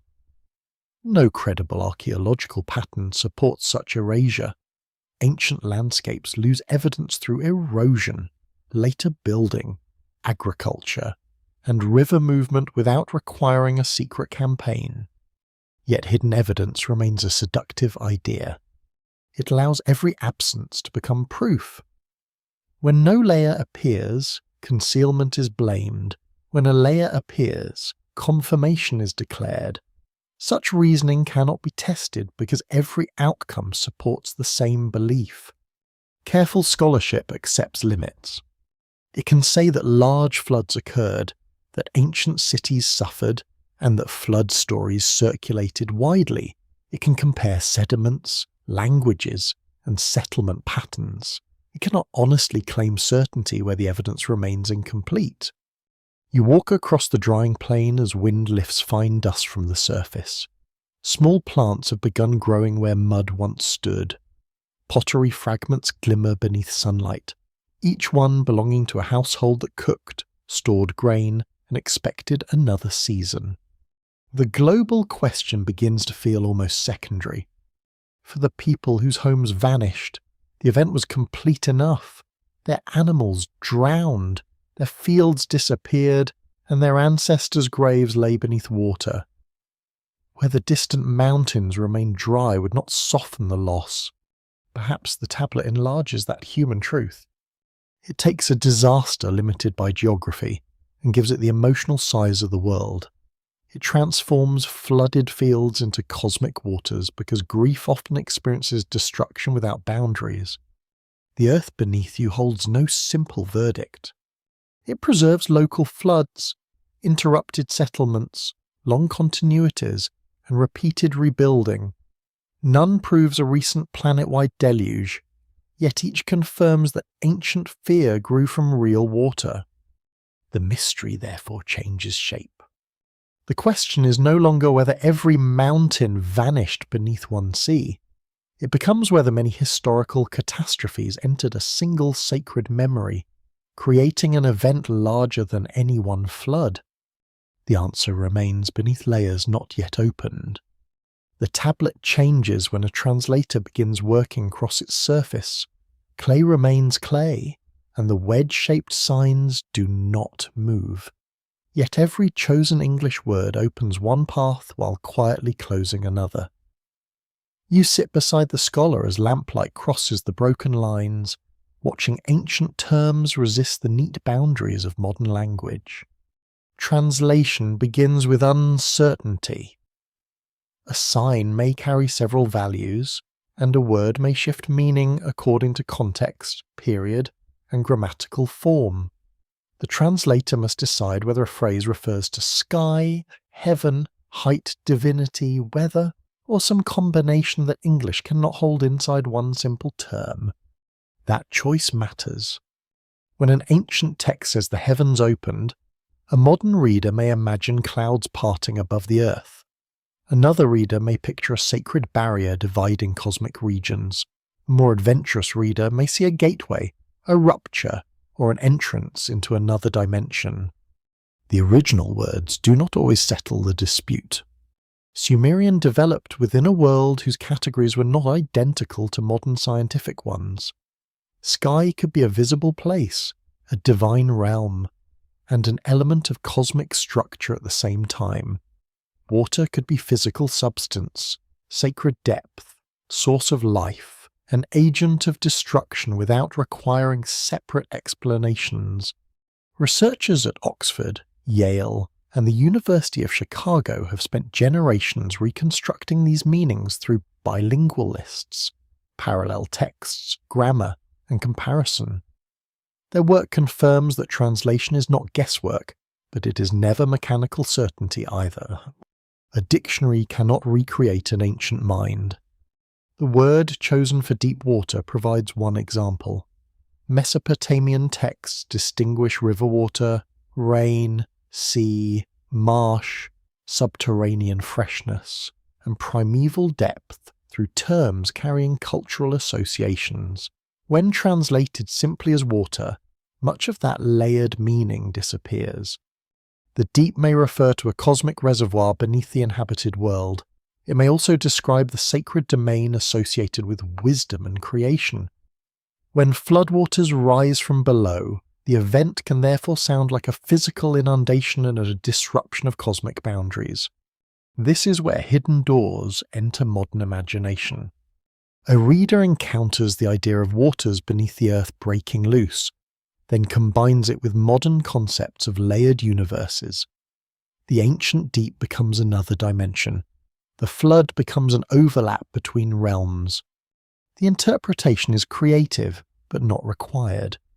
Mainstream scholarship reads such imagery within Mesopotamian cosmology, where the universe contained distinct regions governed by divine powers. These regions were sacred and spatial, Yet they were not dimensions in the mathematical sense used by modern physics. Still, the difference is subtler than ridicule allows. Ancient people imagined reality as more than the visible surface. Gods moved between heaven, earth, and the world below. Dreams carried messages across hidden boundaries. Ritual opened communication with beings who could not be seen directly. Their cosmos was laqué. The scholarly debate concerns how literally ancient audiences understood those layers. Some historians emphasize poetic and ritual meaning. Others argue that people experienced divine geography as real, even when it could not be reached through ordinary travel. The distinction between symbol and location may be modern. A temple could stand in a city while also representing a cosmic mountain. A statue could be crafted by human hands while also serving as a divine presence. A ritual journey could occur within a chamber while mapping passage through unseen realms. Multiple truths occupied one form. You watch the translator pause over a word, commonly rendered as wind. The same term may suggest breath, storm, spirit, or invisible force depending upon context. English asked the translator to choose, but the ancient line may deliberately allow several meanings. A destructive wind might be weather. It might also be divine breath. It might carry a presence. Fringe interpreters often select the most mysterious possibility and treat it as the only one. If a sign can mean spirit, they ignore wind. If heaven can mean divine realm, they reject visible sky. Ambiguity becomes evidence for the strangest reading. That method is tempting but unstable. A responsible translation must consider grammar, surrounding lines, parallel usage, and historical context. Words do not mean everything they have ever meant at once. Yet poetry sometimes depends upon overlap. A storm can be both wind and divine anger. A mountain can be stone and sacred boundary. A gate can be architecture and passage into altered existence. The tablet may preserve these overlaps without explaining them. One quirky theory claims that certain Sumerian signs resemble technical diagrams. Supporters point to geometric shapes, repeated wedges, and apparent patterns within the script. Cuneiform signs, however, develop through writing conventions and stylus pressure, not through engineering blueprints. Their shapes still possess visual force. A wedge can resemble an arrow, a star, a doorway, or a beam of light when removed from language. Human vision naturally searches for pictures, especially when the writing appears unfamiliar. The danger begins when resemblance replaces reading. You lean closer to a damaged section where only part of a sentence survives. Translators may place brackets around restored words, mark uncertain signs, or leave gaps when reconstruction would be too speculative. Those gaps are honest. They show where knowledge ends, yet popular retellings often remove them, presenting reconstructed passages as complete ancient declarations. A cautious possibility becomes a confident secret. The doorway widens through repetition. One writer suggests that the sky was opened, another paraphrases this as a gate in heaven, a third calls it an interdimensional portal. Soon, the newest phrase appears to come directly from the tablet, though each step moved farther from the original wording. This is how modern mythology forms. It does not always invent from nothing, it grows through translation choices, paraphrase, emphasis, and memory. Each retelling preserves a core image while changing its scale. The ancient text speaks of boundaries failings. Modern readers supply dimensions. The open scholarly discussion also concerns divine names. A god's name may be translated, left unchanged, or explained through titles. Each method alters the reader's experience. A translated title makes the figure understandable but can flatten complexity. An untranslated name preserves cultural distance but may sound like a mysterious code. An explanatory phrase may import interpretation directly into the sentence. Names carry worlds. The god associated with wisdom and subterranean freshwater may appear as a personality, a natural force, a political symbol, or a cosmic principle. The text does not require one category alone. Modern language prefers separation. Religion belongs in one box, nature in another, politics in another, and science somewhere else. Ancient texts often refuse those divisions. A river can be economic resource, divine presence, geographical boundary, and sacred danger within the same passage. Perhaps this is why the flood feels dimensional. It crosses categories. Weather becomes judgment, water becomes cosmic invasion, a vessel becomes a sealed world, survival becomes transformation, geography becomes sacred distance. The bridge may exist inside language itself. You notice how one translation says the storm swept over the land, while another says it passed through the land. The difference seems small, but through suggests penetration, movement across an interior, or entry into a bounded space. Readers build theories upon such details. A single preposition can carry extraordinary weight when the surrounding text is broken. Scholars compare copies and grammar to reduce uncertainty, but some choices remain open. This openness does not prove hidden knowledge. It reveals the difficulty of speaking across 4,000 years. The translator hears no living Sumerian speaker. There is no ancient voice available to explain a joke, correct a nuance, or identify a metaphor. Meaning must be reconstructed from the surviving usage. The work resembles rebuilding a city from scattered bricks. Most walls can be estimated. Some rooms become clear, other spaces remain uncertain because too much material has vanished. A responsible scholar leaves those spaces open. A fringe reader often fills them immediately. Both are responding to silence, but with different rules. You sit back as the lamp flame shortens. The tablet remains covered with small impressions, each one fixed, while the meanings around them continue shifting through centuries. Perhaps the dimensional bridge does not lie inside one secret term. Perhaps it appears when ancient sacred geography meets modern scientific imagination. The two systems touch briefly. One speaks of heaven, deep water, divine breath, and cosmic gates. The other speaks of dimensions, fields, energy, and hidden structures beyond ordinary perception. They are not the same language, yet they gaze toward a similar human mystery. What lies beyond the visible world, and what happens when its boundaries fail? The tablet offers no final translation for that question. It leaves you between words, where uncertainty remains open and meaning moves like light through a narrow doorway. The idea of a bridge between cosmic realms begins with a simple observation. During the flood, the ordinary divisions of the world stop behaving as expected. Sky, earth, water, and divine authority no longer remain in their appointed places.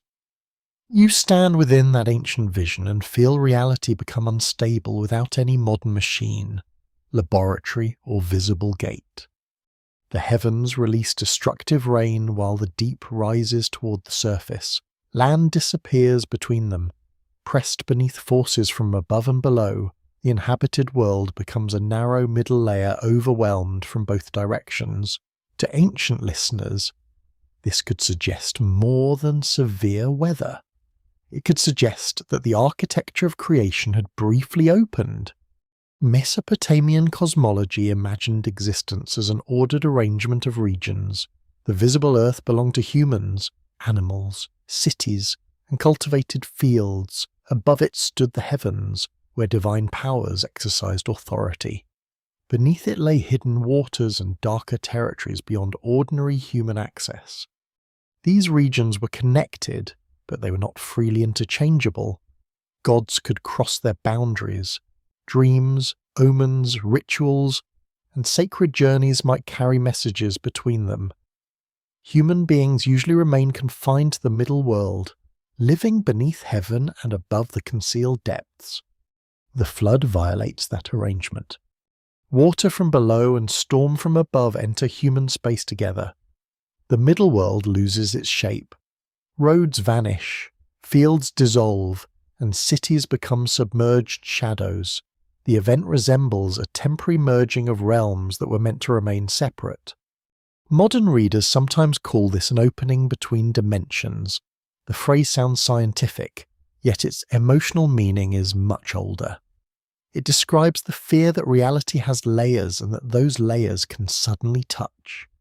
Mainstream historians do not interpret the tablets as evidence of dimensional travel.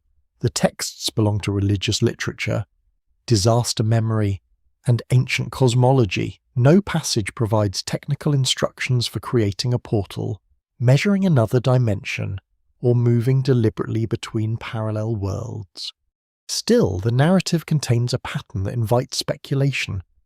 A sealed vessel enters a world without landmarks. Its occupants lose normal time, and social order. They later emerge into a changed landscape under a new divine arrangement. That sequence resembles a passage. You enter one condition, cross an interval where ordinary rules fail, and emerge into another. The locations may belong to the same physical Earth, yet the human meaning of that Earth has transformed completely. A doorway does not always require movement across distance.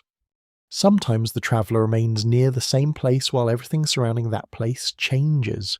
A home becomes a ruin, a city becomes a lake, a ruler becomes an exile. The passage occurs through altered reality rather than geographies. This may explain why flood stories feel larger than storms. They describe the destruction of categories: dry and wet, safe and dangerous, sacred and ordinary. Living and dead all become difficult to separate. The vessel alone preserves distinction. Inside are breath, memory, seed, and measured portions. Outside is water without boundary. The hull functions like a membrane holding one order apart from another. A fringe interpretation describes the vessel as a chamber designed for transition between worlds. Supporters point toward its sealed construction, unusual geometry, and lack of destination. They imagine that the flood created the required conditions for crossing into another plane. There is no archaeological support for such a machine. Ancient boat building, ritual symbolism, and storytelling explain the vessel without hidden technology.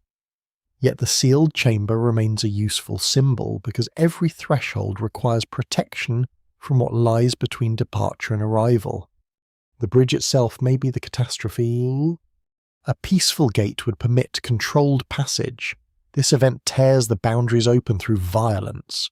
It is less like a doorway built by human hands and more like a crack spreading through the structure of creation.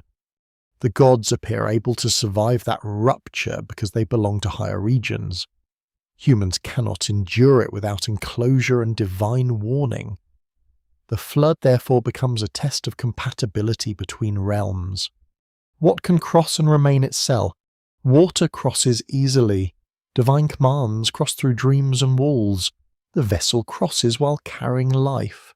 Most human structures do not cross at all. Temples fall. Palaces dissolve. Written records disappear unless fire or chance preserves them. The event strips civilization down to what can pass through the threshold: seed, animals, tools, memory, and a limited group of people survive. Wealth, rank, property, and monumental architecture lose their power. This reduction feels deliberate within the story. A bridge between worlds cannot carry everything. It demands selection. The chosen survivor must decide what belongs to continuity and what belongs to the world being abandoned. Researchers at major universities have studied how disaster stories compress societies into symbolic cargo. The survivor often carries not merely bodies, but the essential pattern of culture. Food, ritual knowledge, family lines, and domesticated life become portable forms of civilization. The vessel acts like a memory chamber. It preserves the instructions needed to rebuild human order when the old setting disappears. In that sense, the dimensional bridge may be cultural rather than physical. Humanity crosses from one historical age into another through stored knowledge. The open scholarly debate concerns whether ancient flood narratives encode memories of social collapse as much as natural disaster. Political systems can vanish under invasion, famine, migration, or environmental change. Later storytellers may describe such transitions through the image of overwhelming water. A world can drown without literal waves covering every street. Languages disappear. Temples close. Dynasties end. New peoples settle among old ruins. Survivors awaken within familiar geography, but under unfamiliar customs and rulers. The sensation resembles entering another reality. A quirky idea suggests that ritual specialists used flood myths during ceremonies of symbolic rebirth. Participants may have enacted temporary death, purification, and return through water. Direct evidence for a complete dimensional rite remains limited, but water clearly played a central role in cleansing and sacred transformation. Washing removes impurity. Immersion erases the visible surface. Emergence creates the feeling of beginning again. The flood magnifies this ritual pattern until the entire world becomes the participant. Civilization enters water and emerges altered. You imagine the vessel drifting through darkness as more than a boat. It is a closed interval between identities. The people inside no longer belong to the cities that formed them, yet they have not established new homes. They exist between names. This condition resembles the threshold stage found in many rites of passage. A person leaves an old status, enters a period of uncertainty, then receives a new position. The flood survivor follows that structure on a cosmic scale. He begins as ruler of an inhabited city. He becomes a hidden passenger inside darkness. He emerges as a transformed figure marked by divine exception. The journey changes his relationship with time, authority, and mortality. That change gives the bridge its most unsettling dimension. Perhaps the bridge does not connect two places. Perhaps it connects two forms of being. The survivor enters as a mortal leader responsible for one city. He leaves as a witness belonging to no ordinary community. The crossing removes him from human succession and places him near the sacred edge. This makes the flood a mechanism of transformation. The world below is destroyed, but one person is also remade. Catastrophe becomes both ending and initiation. The ancient texts never use modern language for energy fields, parallel universes, or folded space. Reading those ideas directly into the tablets would ignore their historical setting, yet dismissing every comparison would also overlook why the story continues attracting new interpretations. Human beings still imagine reality as layered. Modern physics explores structures beyond ordinary perception. Religion speaks of unseen realms. Psychology describes altered states of consciousness. Myth gives those mysteries landscapes, gods did storms, caves, mountains, and gates. Different languages approach the same unease. The visible world may not be the whole world. The dimensional bridge theory grows within that uncertainty. It does not emerge from one clear inscription. It emerges from the pattern of collapse, enclosure, passage, and transformed return. You stand beside the vessel in imagination while water covers every direction. The sky has no opening, yet the entire horizon feels like one immense threshold. There is nowhere to sail because the crossing is not toward a harbour. It is through the event itself. Time loses shape. Geography disappears, human identity contracts into the dark enclosure, then land returns beneath a different covenant between gods and mortals. The bridge closes without visible machinery. Water retreats, stars reappear, direction returns. The layers of the cosmos seem to settle into place once more. Yet something has crossed. Memory passes from the lost age into the renewed one. The survivor carries knowledge that no later generation can fully verify. His existence becomes evidence of a world that can no longer be reached. Perhaps every ancient catastrophe creates such a bridge. It connects the living with places erased from maps, voices removed from language, and systems no longer remembered.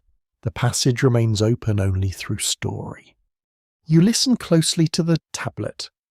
Its clay is the final crossing point. Signs pressed by one vanished civilization move into the mind of another. No storm is required now, only attention. And for a quiet moment, the ancient world enters yours. Numbers begin to gather around the story like stones placed in a hidden pattern. You see them in reign lengths, city lists, ritual intervals, and repeated cycles of destruction and renewal. At first they seem decorative, perhaps exaggerated by scribes who enjoyed impressive totals, yet their arrangement suggests a deeper attempt to organize time itself. The Sumerian king list divides history around the flood. Kingship descends from heaven, passes through a sequence of early cities, and then disappears beneath the waters. When the flood has swept over the land, kingship descends again, beginning a new sequence under altered conditions. This is more than chronology. The flood becomes a hinge between two worlds of rule.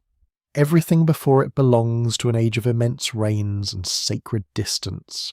Everything following it moves gradually toward durations that resemble ordinary human history. The numbers shrink as the world becomes familiar. Before the catastrophe, rulers governed for thousands or even tens of thousands of years. Their reigns are arranged through repeated multiples, often connected with the Sumerian counting system based upon 60 after the flood. The figures remain impressive for a time, then descend toward more believable methods. Records confirm that Mesopotamian mathematics relied heavily upon a system built around 60. Traces of that system remain in the way you divide hours into 60 minutes and circles into 360 degrees. Ancient arithmetic still lives quietly on your clock. Scribes could calculate areas, volumes, interest, rations, and astronomical cycles with remarkable skill. Their number system was practical, but numbers also carried symbolic weight. A large total could express greatness, sacred authority, or distance from the ordinary present. The earliest reigns may therefore communicate quality rather than literal duration. A king ruling for 30,000 years belongs to a world where kingship itself feels almost divine. His number tells you that he stands far beyond recent memory. Researchers at Oxford and Yale have studied how the king list blends political history with literary design. Later rulers can sometimes be matched with inscriptions and archaeological evidence, while the earliest figures resist confirmation. The list moves between myth and record without announcing the boundary. That movement is deliberate. A ruler copying the text could place his own dynasty within one continuous chain reaching back to the first descent of kingship. The impossible numbers did not weaken the claim. They enlarged it. A king could present his authority as the latest expression of a cosmic system older than every living city. Political legitimacy became mathematical continuity. You imagine a scribe drawing careful wedges into clay, adding reign after reign while checking totals against an older copy. The work requires concentration because one misplaced sign can alter centuries. Numbers carry power only when copied correctly. A quirky theory proposes that the long reigns preserve astronomical cycles rather than human lifespans. Some writers connect them with planetary periods, precession, or hidden calendars. The calculations vary widely, and no single interpretation has gained scholarly acceptance. Still, the idea rises from a genuine feature. The numbers are patterned. They do not appear as random bursts of fantasy. Many fit recognizable units and repeated multiples familiar within Mesopotamian mathematics. This suggests design, even when the purpose remains disputed. The scholarly debate concerns what exactly the design expresses. Some historians see symbolic magnification, Others suspect that shorter units were later misunderstood as years. Another possibility is that the figures combine separate traditions through scribal calculation. No explanation resolves every case. The totals may perform several functions at once. They create sacred distance, structure the sequence of cities, and establish a sharp contrast between the world before the flood and the one that follows. The catastrophe resets the count. This reset resembles a system cycling through phases. Authority descends, settles in one city, moves elsewhere, and eventually reaches an ending. The flood closes one sequence, then kingship begins again. Super becomes repeatable. It does not arise once and remain stable forever. It appears, flourishes, fails, and returns in another form. The list presents history as a controlled transfer rather than accidental disorder. A hidden structure seems to lie beneath events. Cities may believe they rule through strength, yet the pattern suggests that every centre receives only a temporary share of authority. No wall, dynasty, or temple escapes the movement of kingship. Time is the greater ruler. You hear the distant tapping of a stylus while columns of names and numbers accumulate. Eridu receives kingship. Another city follows, then another. Each transfer resembles a lamp carried from one dark room into the next. The light never belongs to the room. This image gives the flood a different meaning. It may not be only punishment or disaster. It may be the mechanism that closes one cycle so another can begin. A fringe interpretation calls these cycles evidence of repeated interventions by beings who periodically reorganized humanity.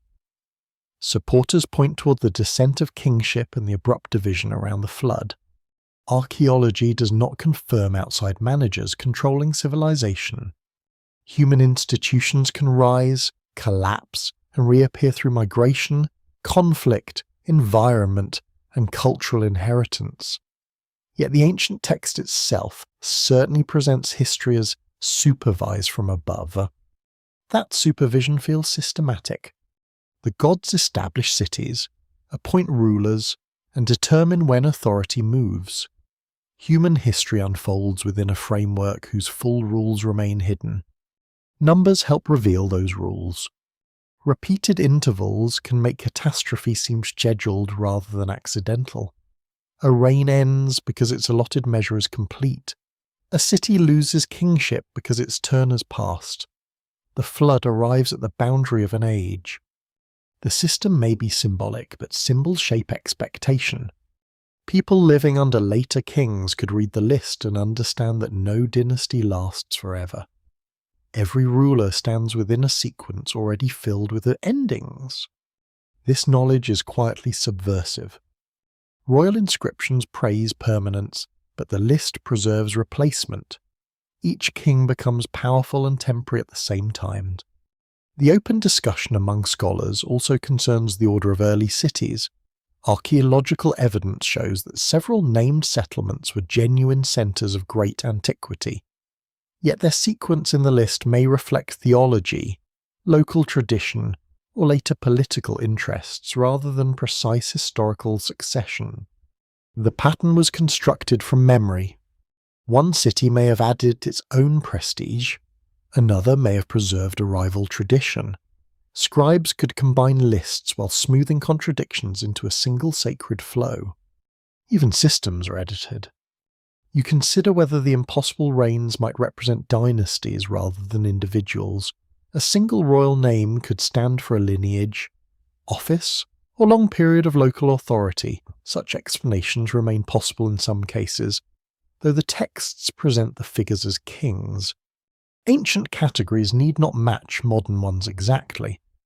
A name can represent a person, title, household, or remembered age. The tablet compresses complexity because every list must leave something out. The result is a skeleton of time. Cities, kings, and numbers remain, while ordinary lives disappear between them. Farmers, builders, healers, mothers, children, and merchants are absent from the sequence. though their labour sustained every reign. The system remembers authority more easily than experience. Yet the flood interrupts even royal memory. It reduces kingship to something that must descend again, as though the office itself briefly leaves the human world. This descent is one of the strangest details. Kingship does not crawl from ruins or emerge naturally from survivors. It returns from heaven. Authority crosses downward into the renewed age. The pattern resembles a bridge opening in the opposite direction. During catastrophe, one human moves toward divine distance.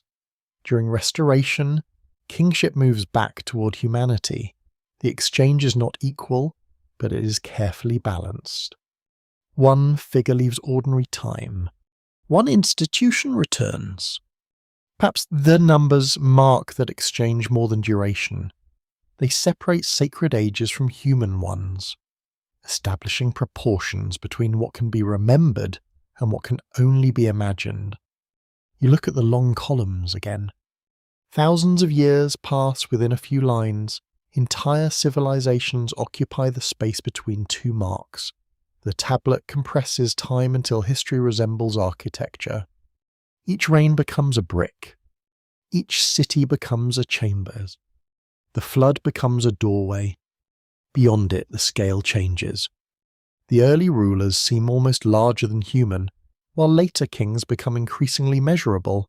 Time itself appears to contract around humanity. This contraction may express a lost closeness to the gods. The farther history moves from the first cities, the shorter and more ordinary human life becomes.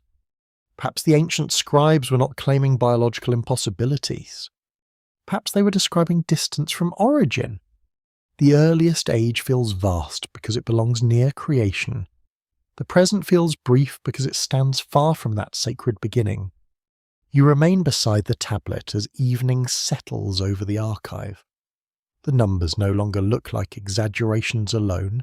They form a rhythm of descent, rule, interruption, and return. No single key unlocks them. They may preserve mathematics, politics, myth, and memory within the same sequence. Their mystery survives because each explanation reveals part of the pattern while leaving the larger system incomplete. And somewhere inside that system, the flood remains the point where time closes, turns, and begins to count again. The names emerge from the clay with a strange mixture of familiarity and distance.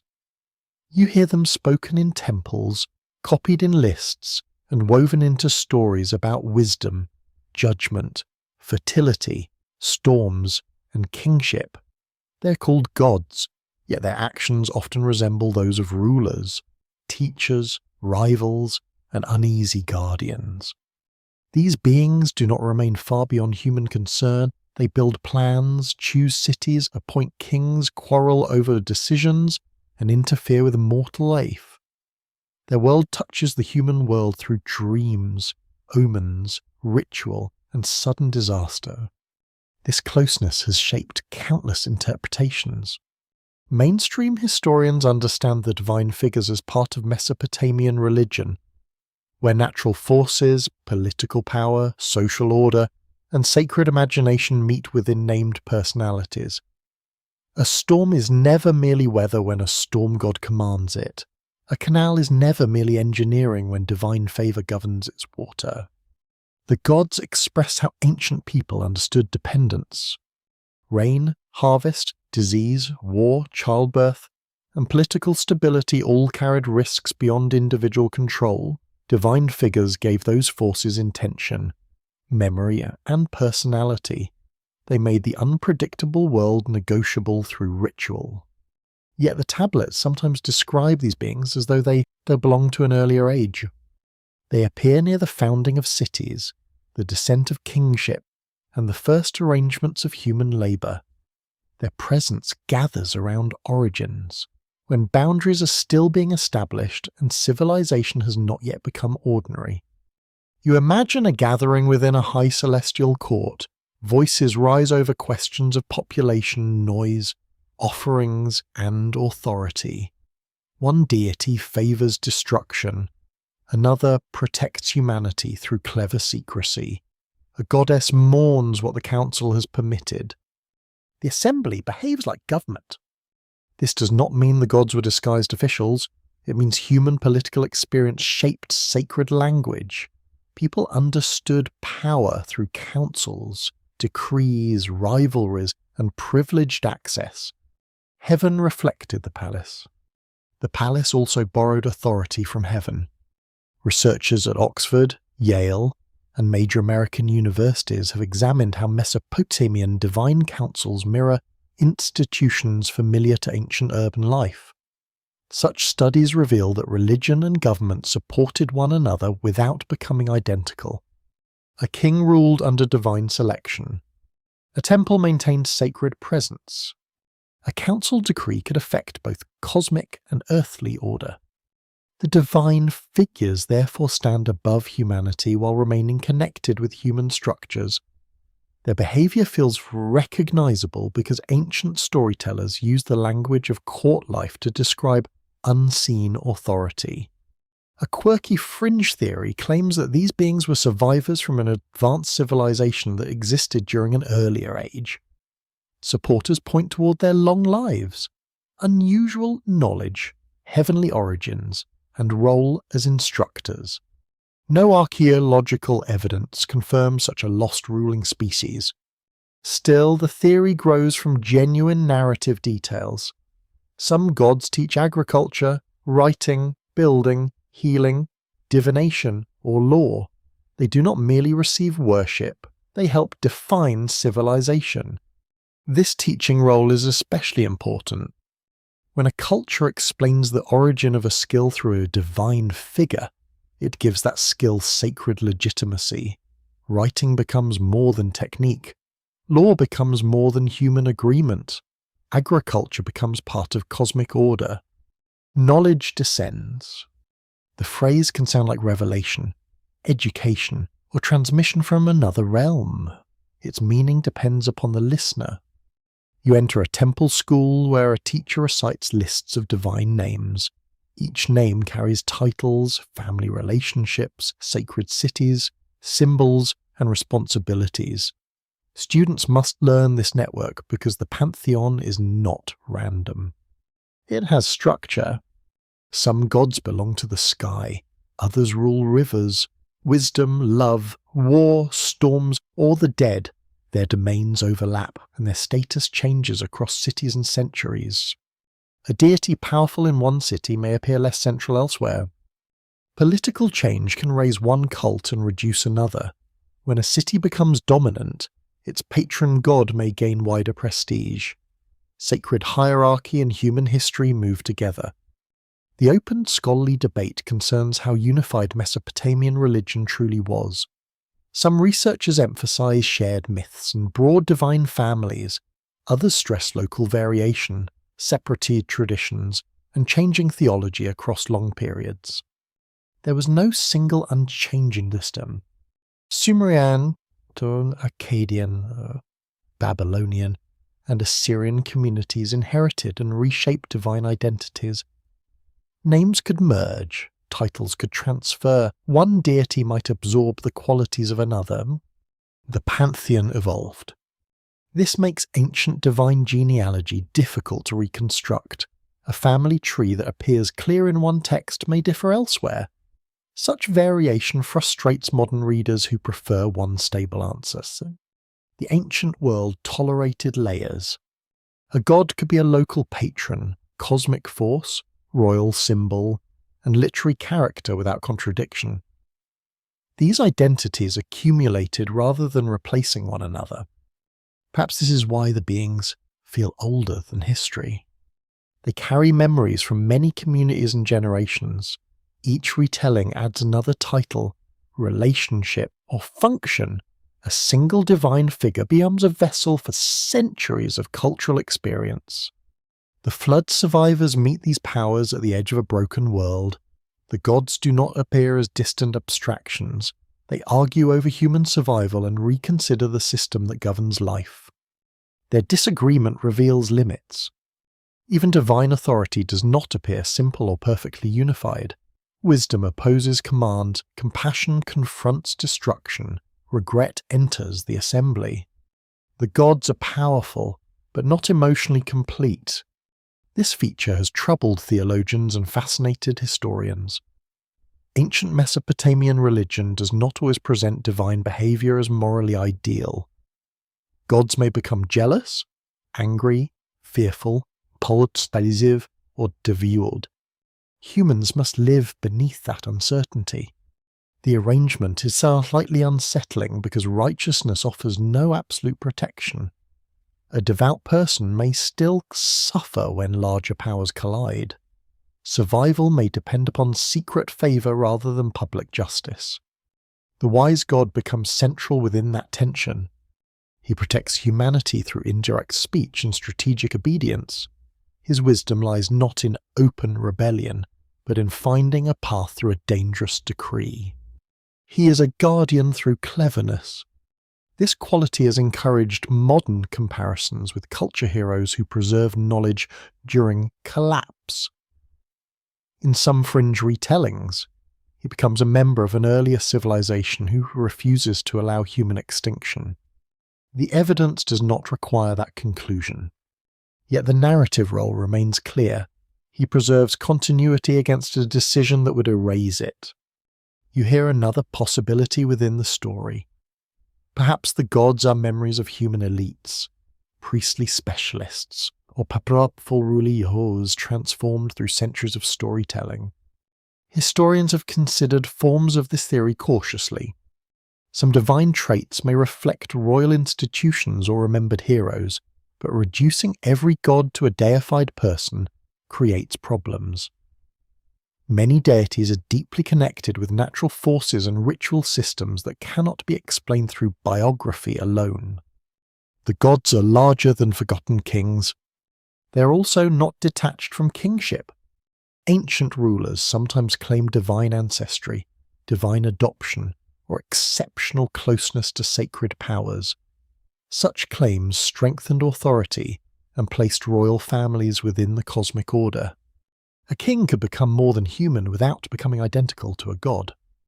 This middle category matters because the flood survivor also occupies it. He is human, chosen, transformed, and removed from ordinary life. His fate resembles the position of several legendary figures who stand near the boundary between mortal and divine existence. Their stories preserve the question of whether humanity once possessed greater access to sacred realms. The tablets never answer clearly. They present beings who speak, teach, judge, and withdraw. Their reality is assumed within the story, not defended through argument.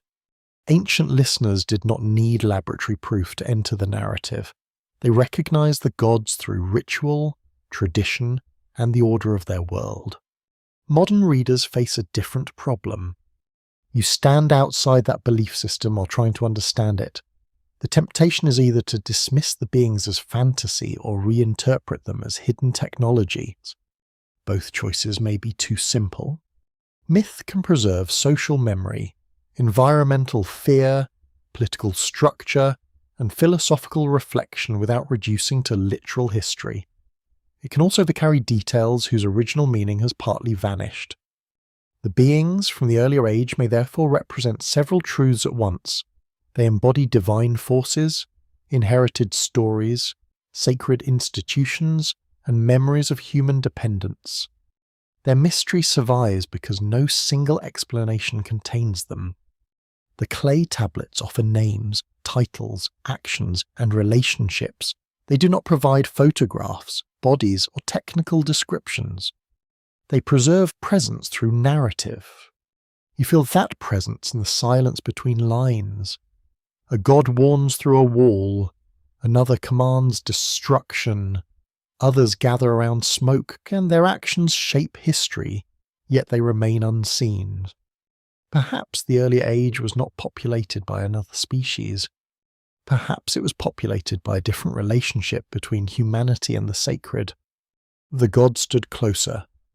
Their voices entered dreams and walls, their decisions moved rivers, their favour established cities. Then the distance increased. Human beings inherited temples, rituals, and stories, but direct access became rare. The sacred world remained near enough to fear and far enough to doubt. That change may be the deepest loss preserved in the tablets. The beings did not simply disappear, they became unreachable. The renewed world does not begin with freedom, it begins with limits, duties, and a careful distance between humanity and the powers that govern creation. You stand upon damp ground while survivors measure the land, divide supplies, and decide where the first shelters will rise. The earth appears open, yet every decision carries the memory of destruction. Houses must stand higher, grain must remain protected, animals must be counted, water channels must be watched with suspicion, because the same rivers that sustain life can also erase it. Humanity returns under caution. The first communities gather near reliable water and workable soil. They clear mud from old channels, test seeds in dark ground, and search for timber among damaged slopes. Nothing can be wasted because every tool, animal, and handful of grain belongs to continuity. This practical rebuilding creates a new social order. Those who control seed, labour, animals, and water gain influence. Those who remember measurements and rituals become essential. Authority grows from survival, then quickly presents itself as sacred necessity. Records confirm that early Mesopotamian cities depended upon organised irrigation, communal labour, and systems of storage. Canals required constant maintenance, while harvests had to be measured, protected, and redistributed. Civilization could not remain informal for long. A broken embankment threatened everyone, so labour had to be coordinated. A failed storehouse endangered the next season. A dispute over water could become more destructive than a poor harvest. Rules returned with the fields. The flood traditions suggest that humanity continues beneath changed conditions. Life survives, but it does not recover the same closeness to the divine world. The gods remain present through temples, omens, dreams, and ritual, yet direct contact becomes exceptional. The distance feels deliberate. Humans are not abandoned, but neither are they allowed to forget their vulnerability. Mortality remains, disease remains, famine, conflict, and childbirth continue carrying risk. The renewed world is not paradise. Researchers at Yale, Oxford, and the University of Chicago have examined how Mesopotamian literature explains human limitation through divine decisions. The flood does not remove suffering. It reorganizes suffering into smaller forms that restrain humanity without ending it entirely. This is a grim form of mercy. The logic suggests that complete destruction was excessive, but unlimited human growth also appeared dangerous within the divine system. The solution becomes balance through boundaries. Some texts describe measures affecting fertility, death, or social roles. These ideas vary across traditions, but they share one purpose. Humanity must continue without again becoming so numerous or disruptive that the gods consider total annihilation. The divine answer is regulation. You can hear the uncomfortable implication. Human life is permitted, yet managed. Birth and death become part of a system designed to maintain cosmic stability. A fringe interpretation claims that the post-flood population was deliberately altered by advanced beings. Supporters imagine changes to lifespan, fertility, or human biology. No archaeological evidence supports controlled genetic intervention in ancient Mesopotamia. Yet the texts do present a striking transition. The longest reigns belong to the remote age, while later rulers become increasingly mortal in scale. Mythic longevity contracts as history approaches familiar human time. The change may be symbolic. It may express distance from creation, the decline of sacred kingship, or the movement from legendary chronology into remembered political history. Still, ancient audiences would have noticed the contrast. People live under shorter horizons. A ruler cannot remain forever. A dynasty cannot claim endless possession. A city must prepare for succession, conflict, and the transfer of authority. Mortality shapes politics. The first settlements also rebuild temples because survival requires more than shelter. Sacred order must be made visible again through walls, altars, offerings, and appointed personnel. The temple becomes a fixed point between worlds. Its platform rises above the houses, its storerooms gather grain, its rituals renew communication with divine powers that no longer speak openly through every wall. This institutional distance changes humanity's role. People do not converse freely with the gods. They approach through priests, ceremonies, offerings, and interpreted signs. Access becomes structured. The scholarly debate concerns whether this shift reflects real historical changes in religious organization. Some historians argue that growing cities required more specialized priesthoods and formal institutions. Others caution that literary stories cannot be treated as direct reports of social evolution. Still, the pattern is plausible. As communities grow, sacred authority becomes organized.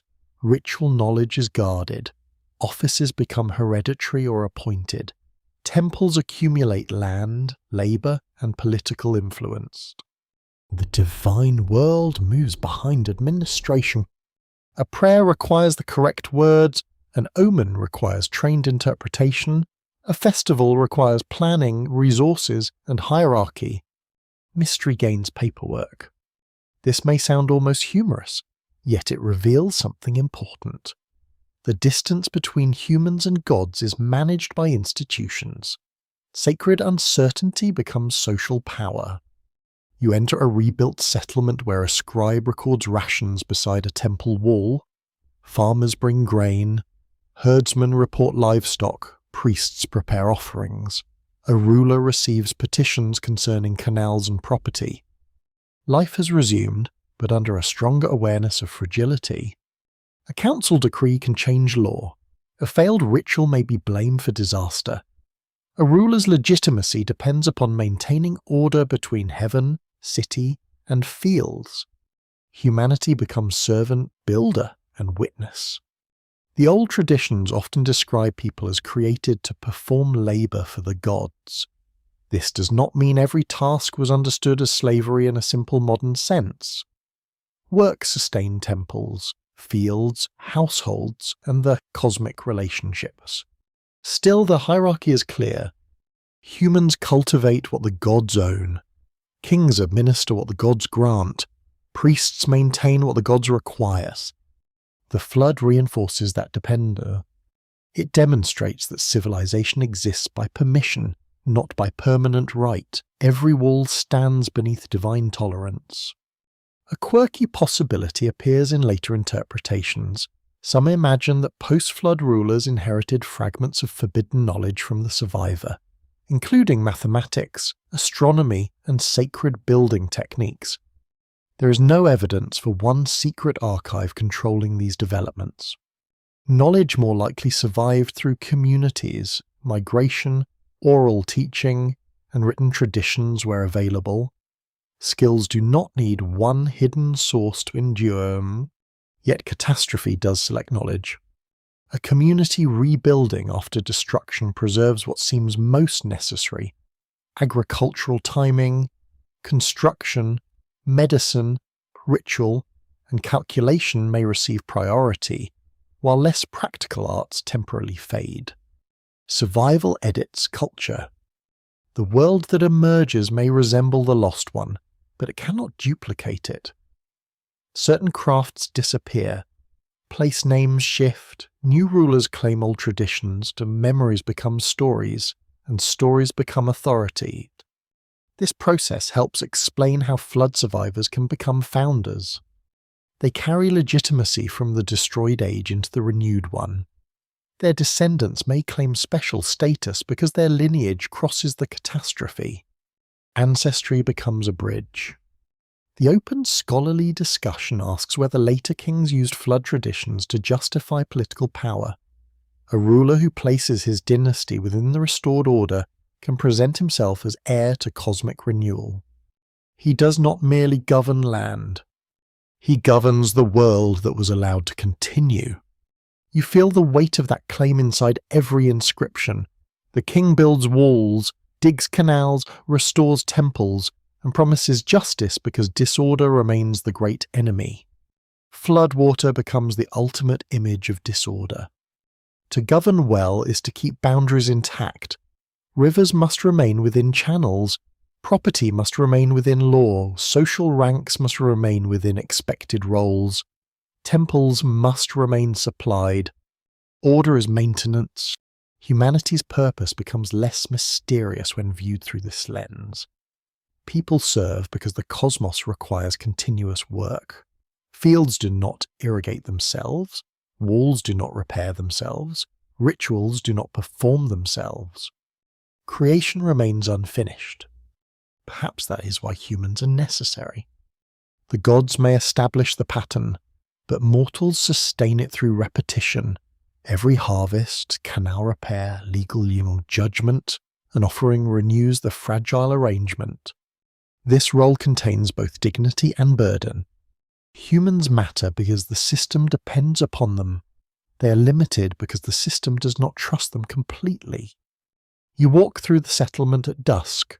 Smoke rises from new ovens. Children chase each other between unfinished walls. A scribe dries fresh tablets beneath a woven shelter. The ordinary world returns quietly.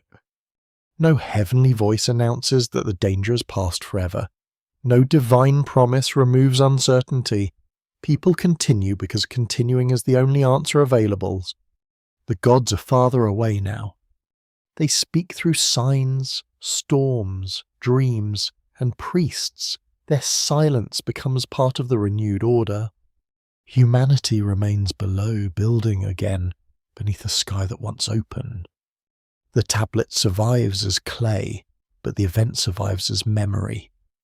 You hold the broken surface beneath quiet lamplight and notice how little material remains compared with the world it claims to describe. Whole cities are gone, yet a few lines still carry water, fear, divine disagreement, and the fragile shape of human survival. Myth often begins where direct memory becomes too heavy to preserve plainly. A community may remember a flood, a migration, a ruined harvest, or a city abandoned beneath rising water. Yet the facts alone cannot hold the emotional scale of the experience. Story enlarges them until the loss becomes visible to later generations. The flood therefore becomes more than one disaster. It gathers the fear of many endings. A river changes course, a dynasty collapses, a language weakens, a temple closes, families leave ancestral fields and settle among strangers. Each event may feel like a world slipping away. Researchers at Oxford, Yale, and other major universities have studied how ancient societies transformed collective trauma into narrative.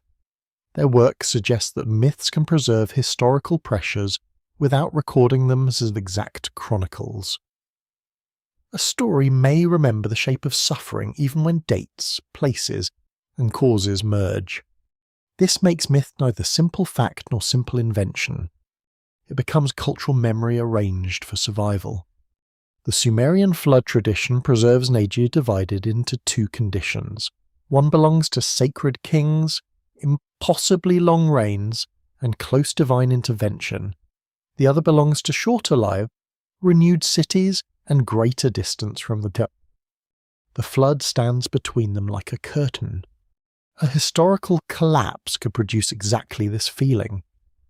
People living through political change may experience the past as larger, more ordered, and closer to sacred origins. The present feels reduced because continuity has been broken. Nostalgia can become cosmology. A later generation may hear that earlier rulers lived for thousands of years and understand the claim emotionally rather than mathematically. Those rulers belong to a world no longer reachable. Their immense lifespans express distance from ordinary time. The lost age becomes vast because memory cannot enter it clearly.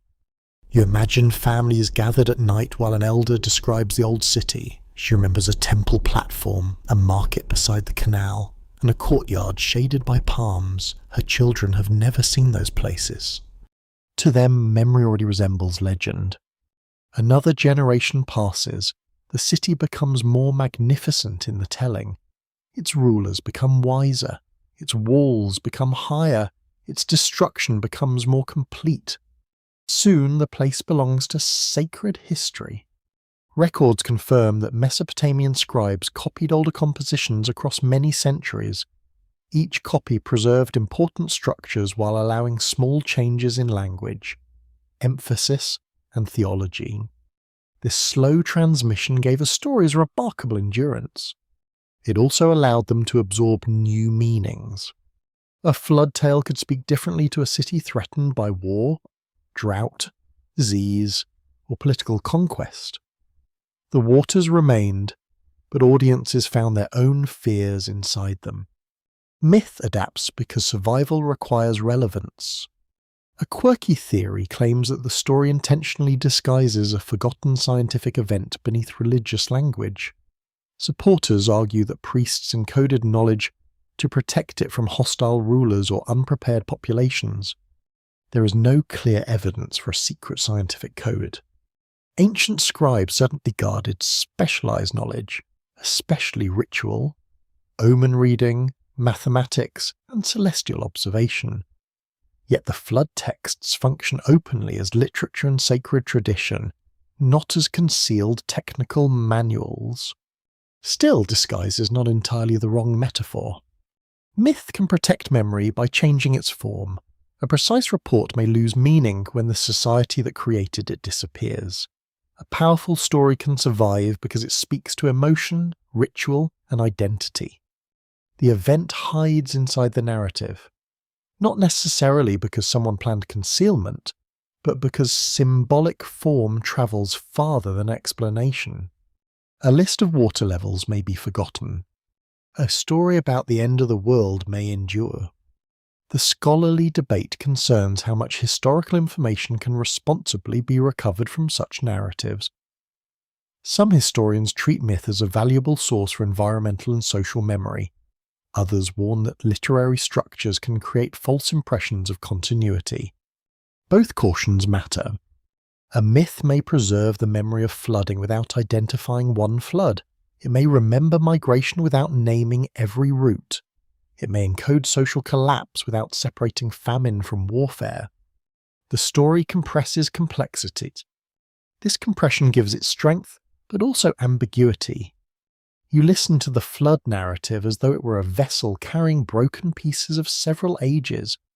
One compartment holds disaster memory, another contains theology, another preserves political claims about kingship.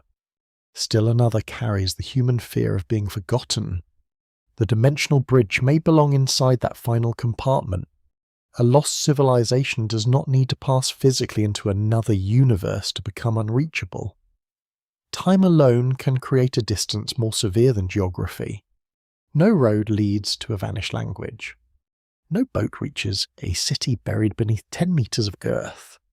No living witness can answer questions once every generation has died. The past becomes another realm. Archaeology opens narrow passages into it. A tablet emerges from rubble. A seal appears beneath a floor. A name returns after thousands of years of silence. Each discovery feels like contact across a boundary. This sensation may explain why modern readers imagine portals within ancient stories. The act of reading already produces one. A person in a modern room hears the voice of a scribe from a vanished world, and the bridge is real, though not in the expected way. It is made from language, preservation, and attention. You do not cross through flashing light or hidden machinery. You cross by learning how another society organized fear, power, and sacred order. For a moment, their world enters your mind. The river smells of silt again, reeds move in evening wind, a stylus presses marks into clay while distant thunder gathers over the plain. The hidden truth may therefore concern memory more than dimensions. Human beings survive catastrophe partly by carrying stories. Those stories preserve what tools and buildings cannot. A wall may collapse. A temple may burn. A kingdom may disappear. Yet one narrative can move through conquest, translation, burial, excavation, and rediscovery. It crosses more boundaries than any ancient traveller could imagine. The flood story also preserves a warning about systems. Civilizations believe themselves permanent because daily life depends upon that belief. Farmers plant, rulers decree, priests perform rituals, and merchants extend credit because tomorrow is expected to continue. Catastrophe breaks that expectation. The story reminds listeners that order is maintained, not guaranteed. Rivers require embankments, governments require trust, archives require protection, communities require memory. Once those supports fail, the familiar world can vanish quickly. This message remains mainstream and practical, yet a stranger possibility remains beside it. Perhaps ancient storytellers sensed that identity itself changes during catastrophe. Survivors do not simply continue living, they emerge into a reality shaped by absence. Every ruined city alters the people who rebuild nearby. Every lost language narrows the range of human thought. Every broken archive removes possible futures as well as past knowledge. The bridge therefore opens in both directions. The old world sends fragments forward, the renewed world interprets them through new fears and new concepts. The meaning changes during crossing. You feel this process while reading the tablet. The ancient scribe may have understood cosmic waters, divine councils, and sacred kingship. A modern reader understands dimensions, extinction, trauma, and environmental collapse. The words remain fixed. The surrounding imagination does not.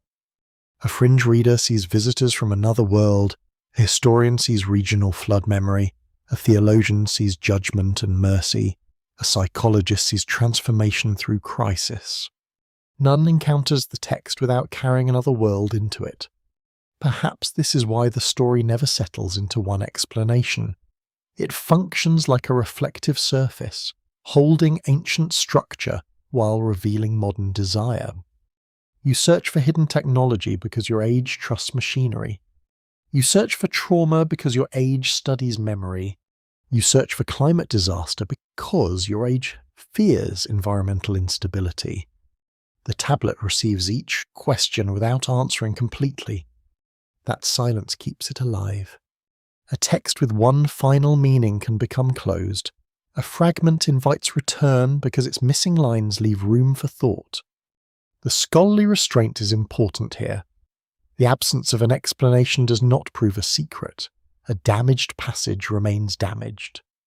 Yet uncertainty has its own historical value. It reveals how much human knowledge depends upon survival by chance. One broken corner may contain the lost reason for the flood. One destroyed archive may have held another version. One forgotten city may still preserve evidence beneath fields and houses. The hidden timeline may therefore exist, but only in fragments. Not a concealed chronology of dimensional millions, perhaps, but a deeper record of human beginnings, repeated disasters, and cultural renewal. You stand at the edge of that possibility while the lamp burns lower. The tablet rests quietly in your hands, carrying a memory disguised as myth, and a myth strengthened by real human fear. Its surface does not open. No light appears between the signs. Still a passage forms. Through it come vanished voices, speaking from a time no living person remembers, asking whether destruction ends a world or merely changes the form in which that world survives. The tablet rests beneath museum light, smaller than the world it contains. Its broken edges cast faint shadows across the display surface, while visitors pass behind you in softened footsteps. Some glance briefly at the signs, others stop and lean closer, searching the clay for a sentence that might settle the mystery. Nothing moves within the case, yet the object feels unfinished. Its final power comes from uncertainty. The flood may preserve memories of regional catastrophe, theological argument, political transition, or several historical wounds joined together. The dimensional bridge may be a modern interpretation placed upon ancient cosmic language. Still, the pattern remains difficult to ignore. A world loses its boundaries. One enclosed vessel crosses the disorder. A chosen survivor emerges under altered laws. The bridge appears to close when water retreats, but closure does not restore everything. Cities must be rebuilt. Divine access becomes more distant. Human lifespans contract within the remembered chronology, and kingship returns under stricter limits. Reality continues, though its conditions have changed. You picture the first settlement rising upon drying ground. Mud bricks are shaped in wooden moulds. Grain is planted in uncertain soil, and new canals are cut through deposits left by the water. Children play near walls whose builders still dream of drowning.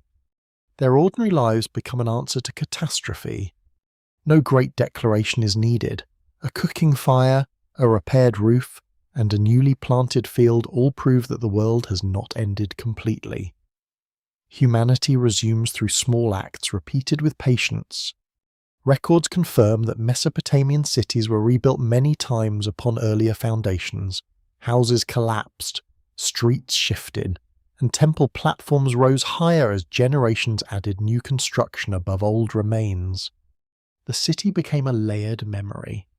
A person walking through an ancient street might stand several meters above the homes of distant ancestors. Beneath every market, courtyard, shrine rested earlier versions of the same human effort. Civilization itself became a bridge between buried souls. Researchers at Oxford, Yale, and the University of Chicago have shown how archaeology reconstructs these layers through architecture, pottery, environmental evidence, and written records. Their work does not reveal a machine opening another dimension. It reveals something quieter. Human beings repeatedly inhabit the remains of realities they did not create. Every generation receives ruins, stories, tools, boundaries, and fears from those who came earlier. Most people never see the full structure beneath their lives. They simply build upon it. The Sumerian flood tradition may preserve this recognition in sacred form. One age disappears beneath water, while another rises from what remains. The survivor carries enough memory to connect them, but not enough to restore the lost world exactly. The bridge therefore remains incomplete. It allows continuity without return. A fringe idea claims that the dimensional gate never fully closed because unusual places, dreams, and ancient monuments still permit contact with the earlier age. Supporters describe moments of altered time, unexplained lights, or powerful sensations near ruins. Such claims lack reliable archaeological support. Ancient sites can still produce intense experiences without requiring hidden portals. Scale, silence, age, and imagination can alter perception. Standing among walls built thousands of years ago naturally weakens the certainty of the present. Time feels less solid there. You touch a mud brick and realize that another hand shaped its clay before many modern nations, religions, and languages existed. The distance is almost impossible to feel directly, so the mind converts it into mystery. Perhaps that sensation is the real opening. The scholarly debate remains focused upon the relationship between environmental memory and literary design. Historians continue asking whether one particular flood shaped the earliest tradition, or whether repeated disasters gradually formed a single sacred narrative. No final agreement has emerged. New excavations may refine dates, new tablet fragments may restore missing lines. Environmental studies may reveal forgotten river courses and settlement disruptions, yet no discovery can guarantee a complete answer. The ancient record survives unevenly. Clay tablets endure where buildings burn, dry, or collapse protectively. Others dissolve in rain, return to soil, or remain buried beneath modern towns.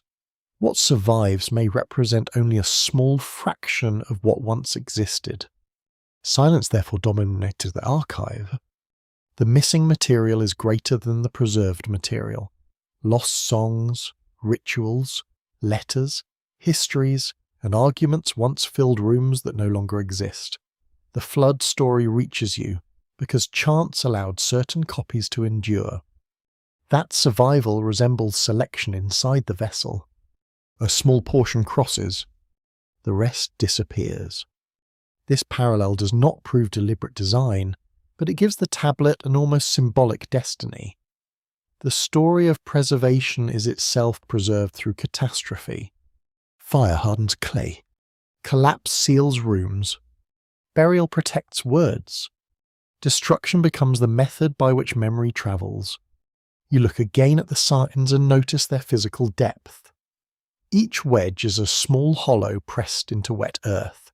The message is written through absence, through spaces where material was displaced. Meaning occupies the missing clay. The image suits a civilization remembered mostly through what remains after loss. Broken walls reveal rooms, empty graves reveal ritual. Gaps between fragments invite reconstruction. Absence becomes evidence. A quirky interpretation suggests that cuneiform itself was designed to imitate star patterns or encode celestial maps. Scholars understand the script through its long development from earlier signs and administrative notation, not through hidden astronomical diagrams. Yet scribes certainly watched the heavens. They recorded planetary motion, lunar cycles, sitod, and eclipses, and unusual celestial events with impressive care. Sky and clay were linked through observation, calculation, and omen interpretations.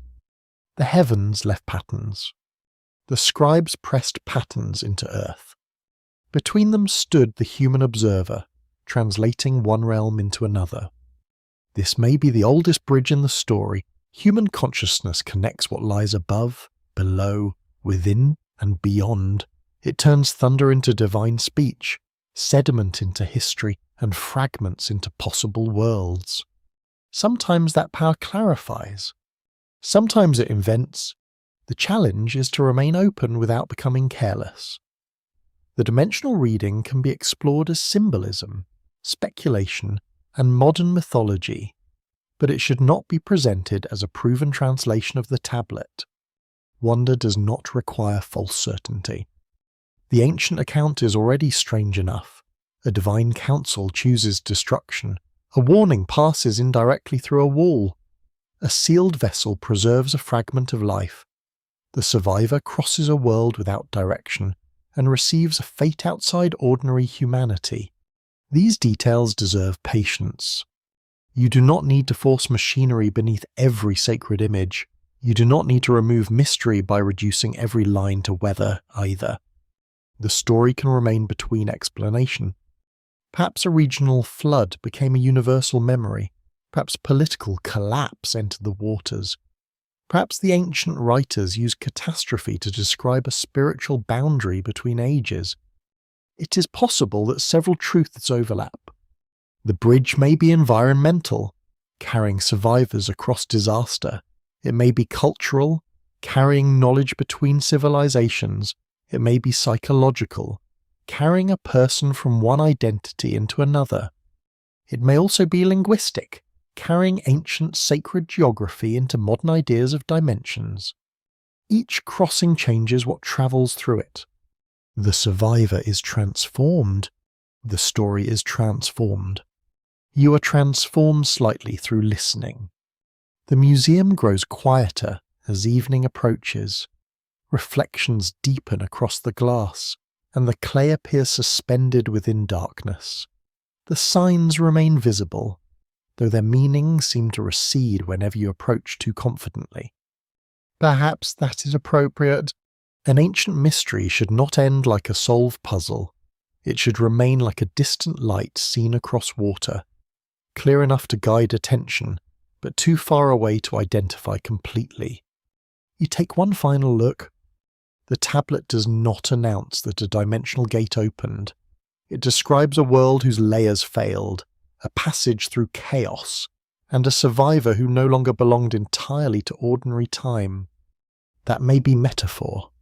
It may be memory. It may be the shape ancient people gave to an event beyond their ability to explain.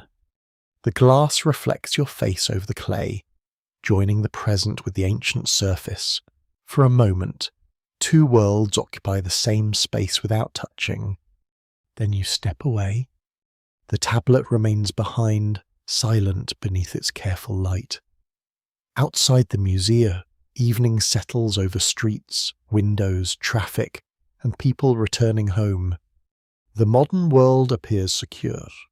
Rivers remain within their banks, buildings hold their weight, clocks divide the hours, and tomorrow seems prepared to arrive in the usual way. Still, the old story follows quietly.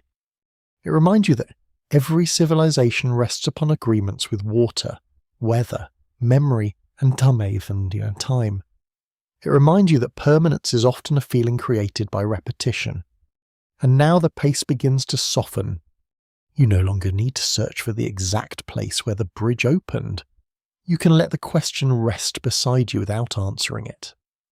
Imagine the rivers moving beneath moonlight, calm within their channels. Reeds bend gently along the banks, and distant lamps glow behind walls of warm clay. The storm has passed. The vessel rests upon quiet ground, and every frightened creature inside it breathes beneath a clearing sky. The wooden beams no longer strain. The ropes hang still. Fresh air enters through the open door. You step onto cool stone. There is no urgency now. Water gathers in small pools along the mountain, reflecting stars one by one. Somewhere nearby, a bird settles among wet branches and folds its wings. The ancient cities sleep beneath layers of earth, but their voices have not vanished completely. They remain within tablets, foundations, names, and stories carried softly across time. You do not need to hold every detail. Let the kings, gods, scribes, rivers, and distant mountains grow quieter in your mind. Let the questions lose their sharp edges. Perhaps the bridge was never a doorway of light. Perhaps it was the passage from terror into memory, from destruction into story, and from one human age into another. The tablet remains where you leave it. Its broken lines wait patiently for readers not yet born, just as they waited through buried centuries for you. Outside, the rivers continue their slow journey toward the sea.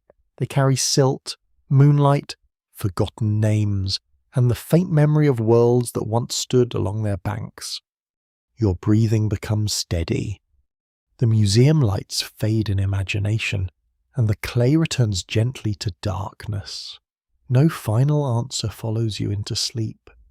Only the quiet possibility remains that history contains more rooms than humanity has opened, and more thresholds than language can clearly describe. And perhaps, somewhere beneath the silence of the ancient earth, the story is not yet complete. Good night.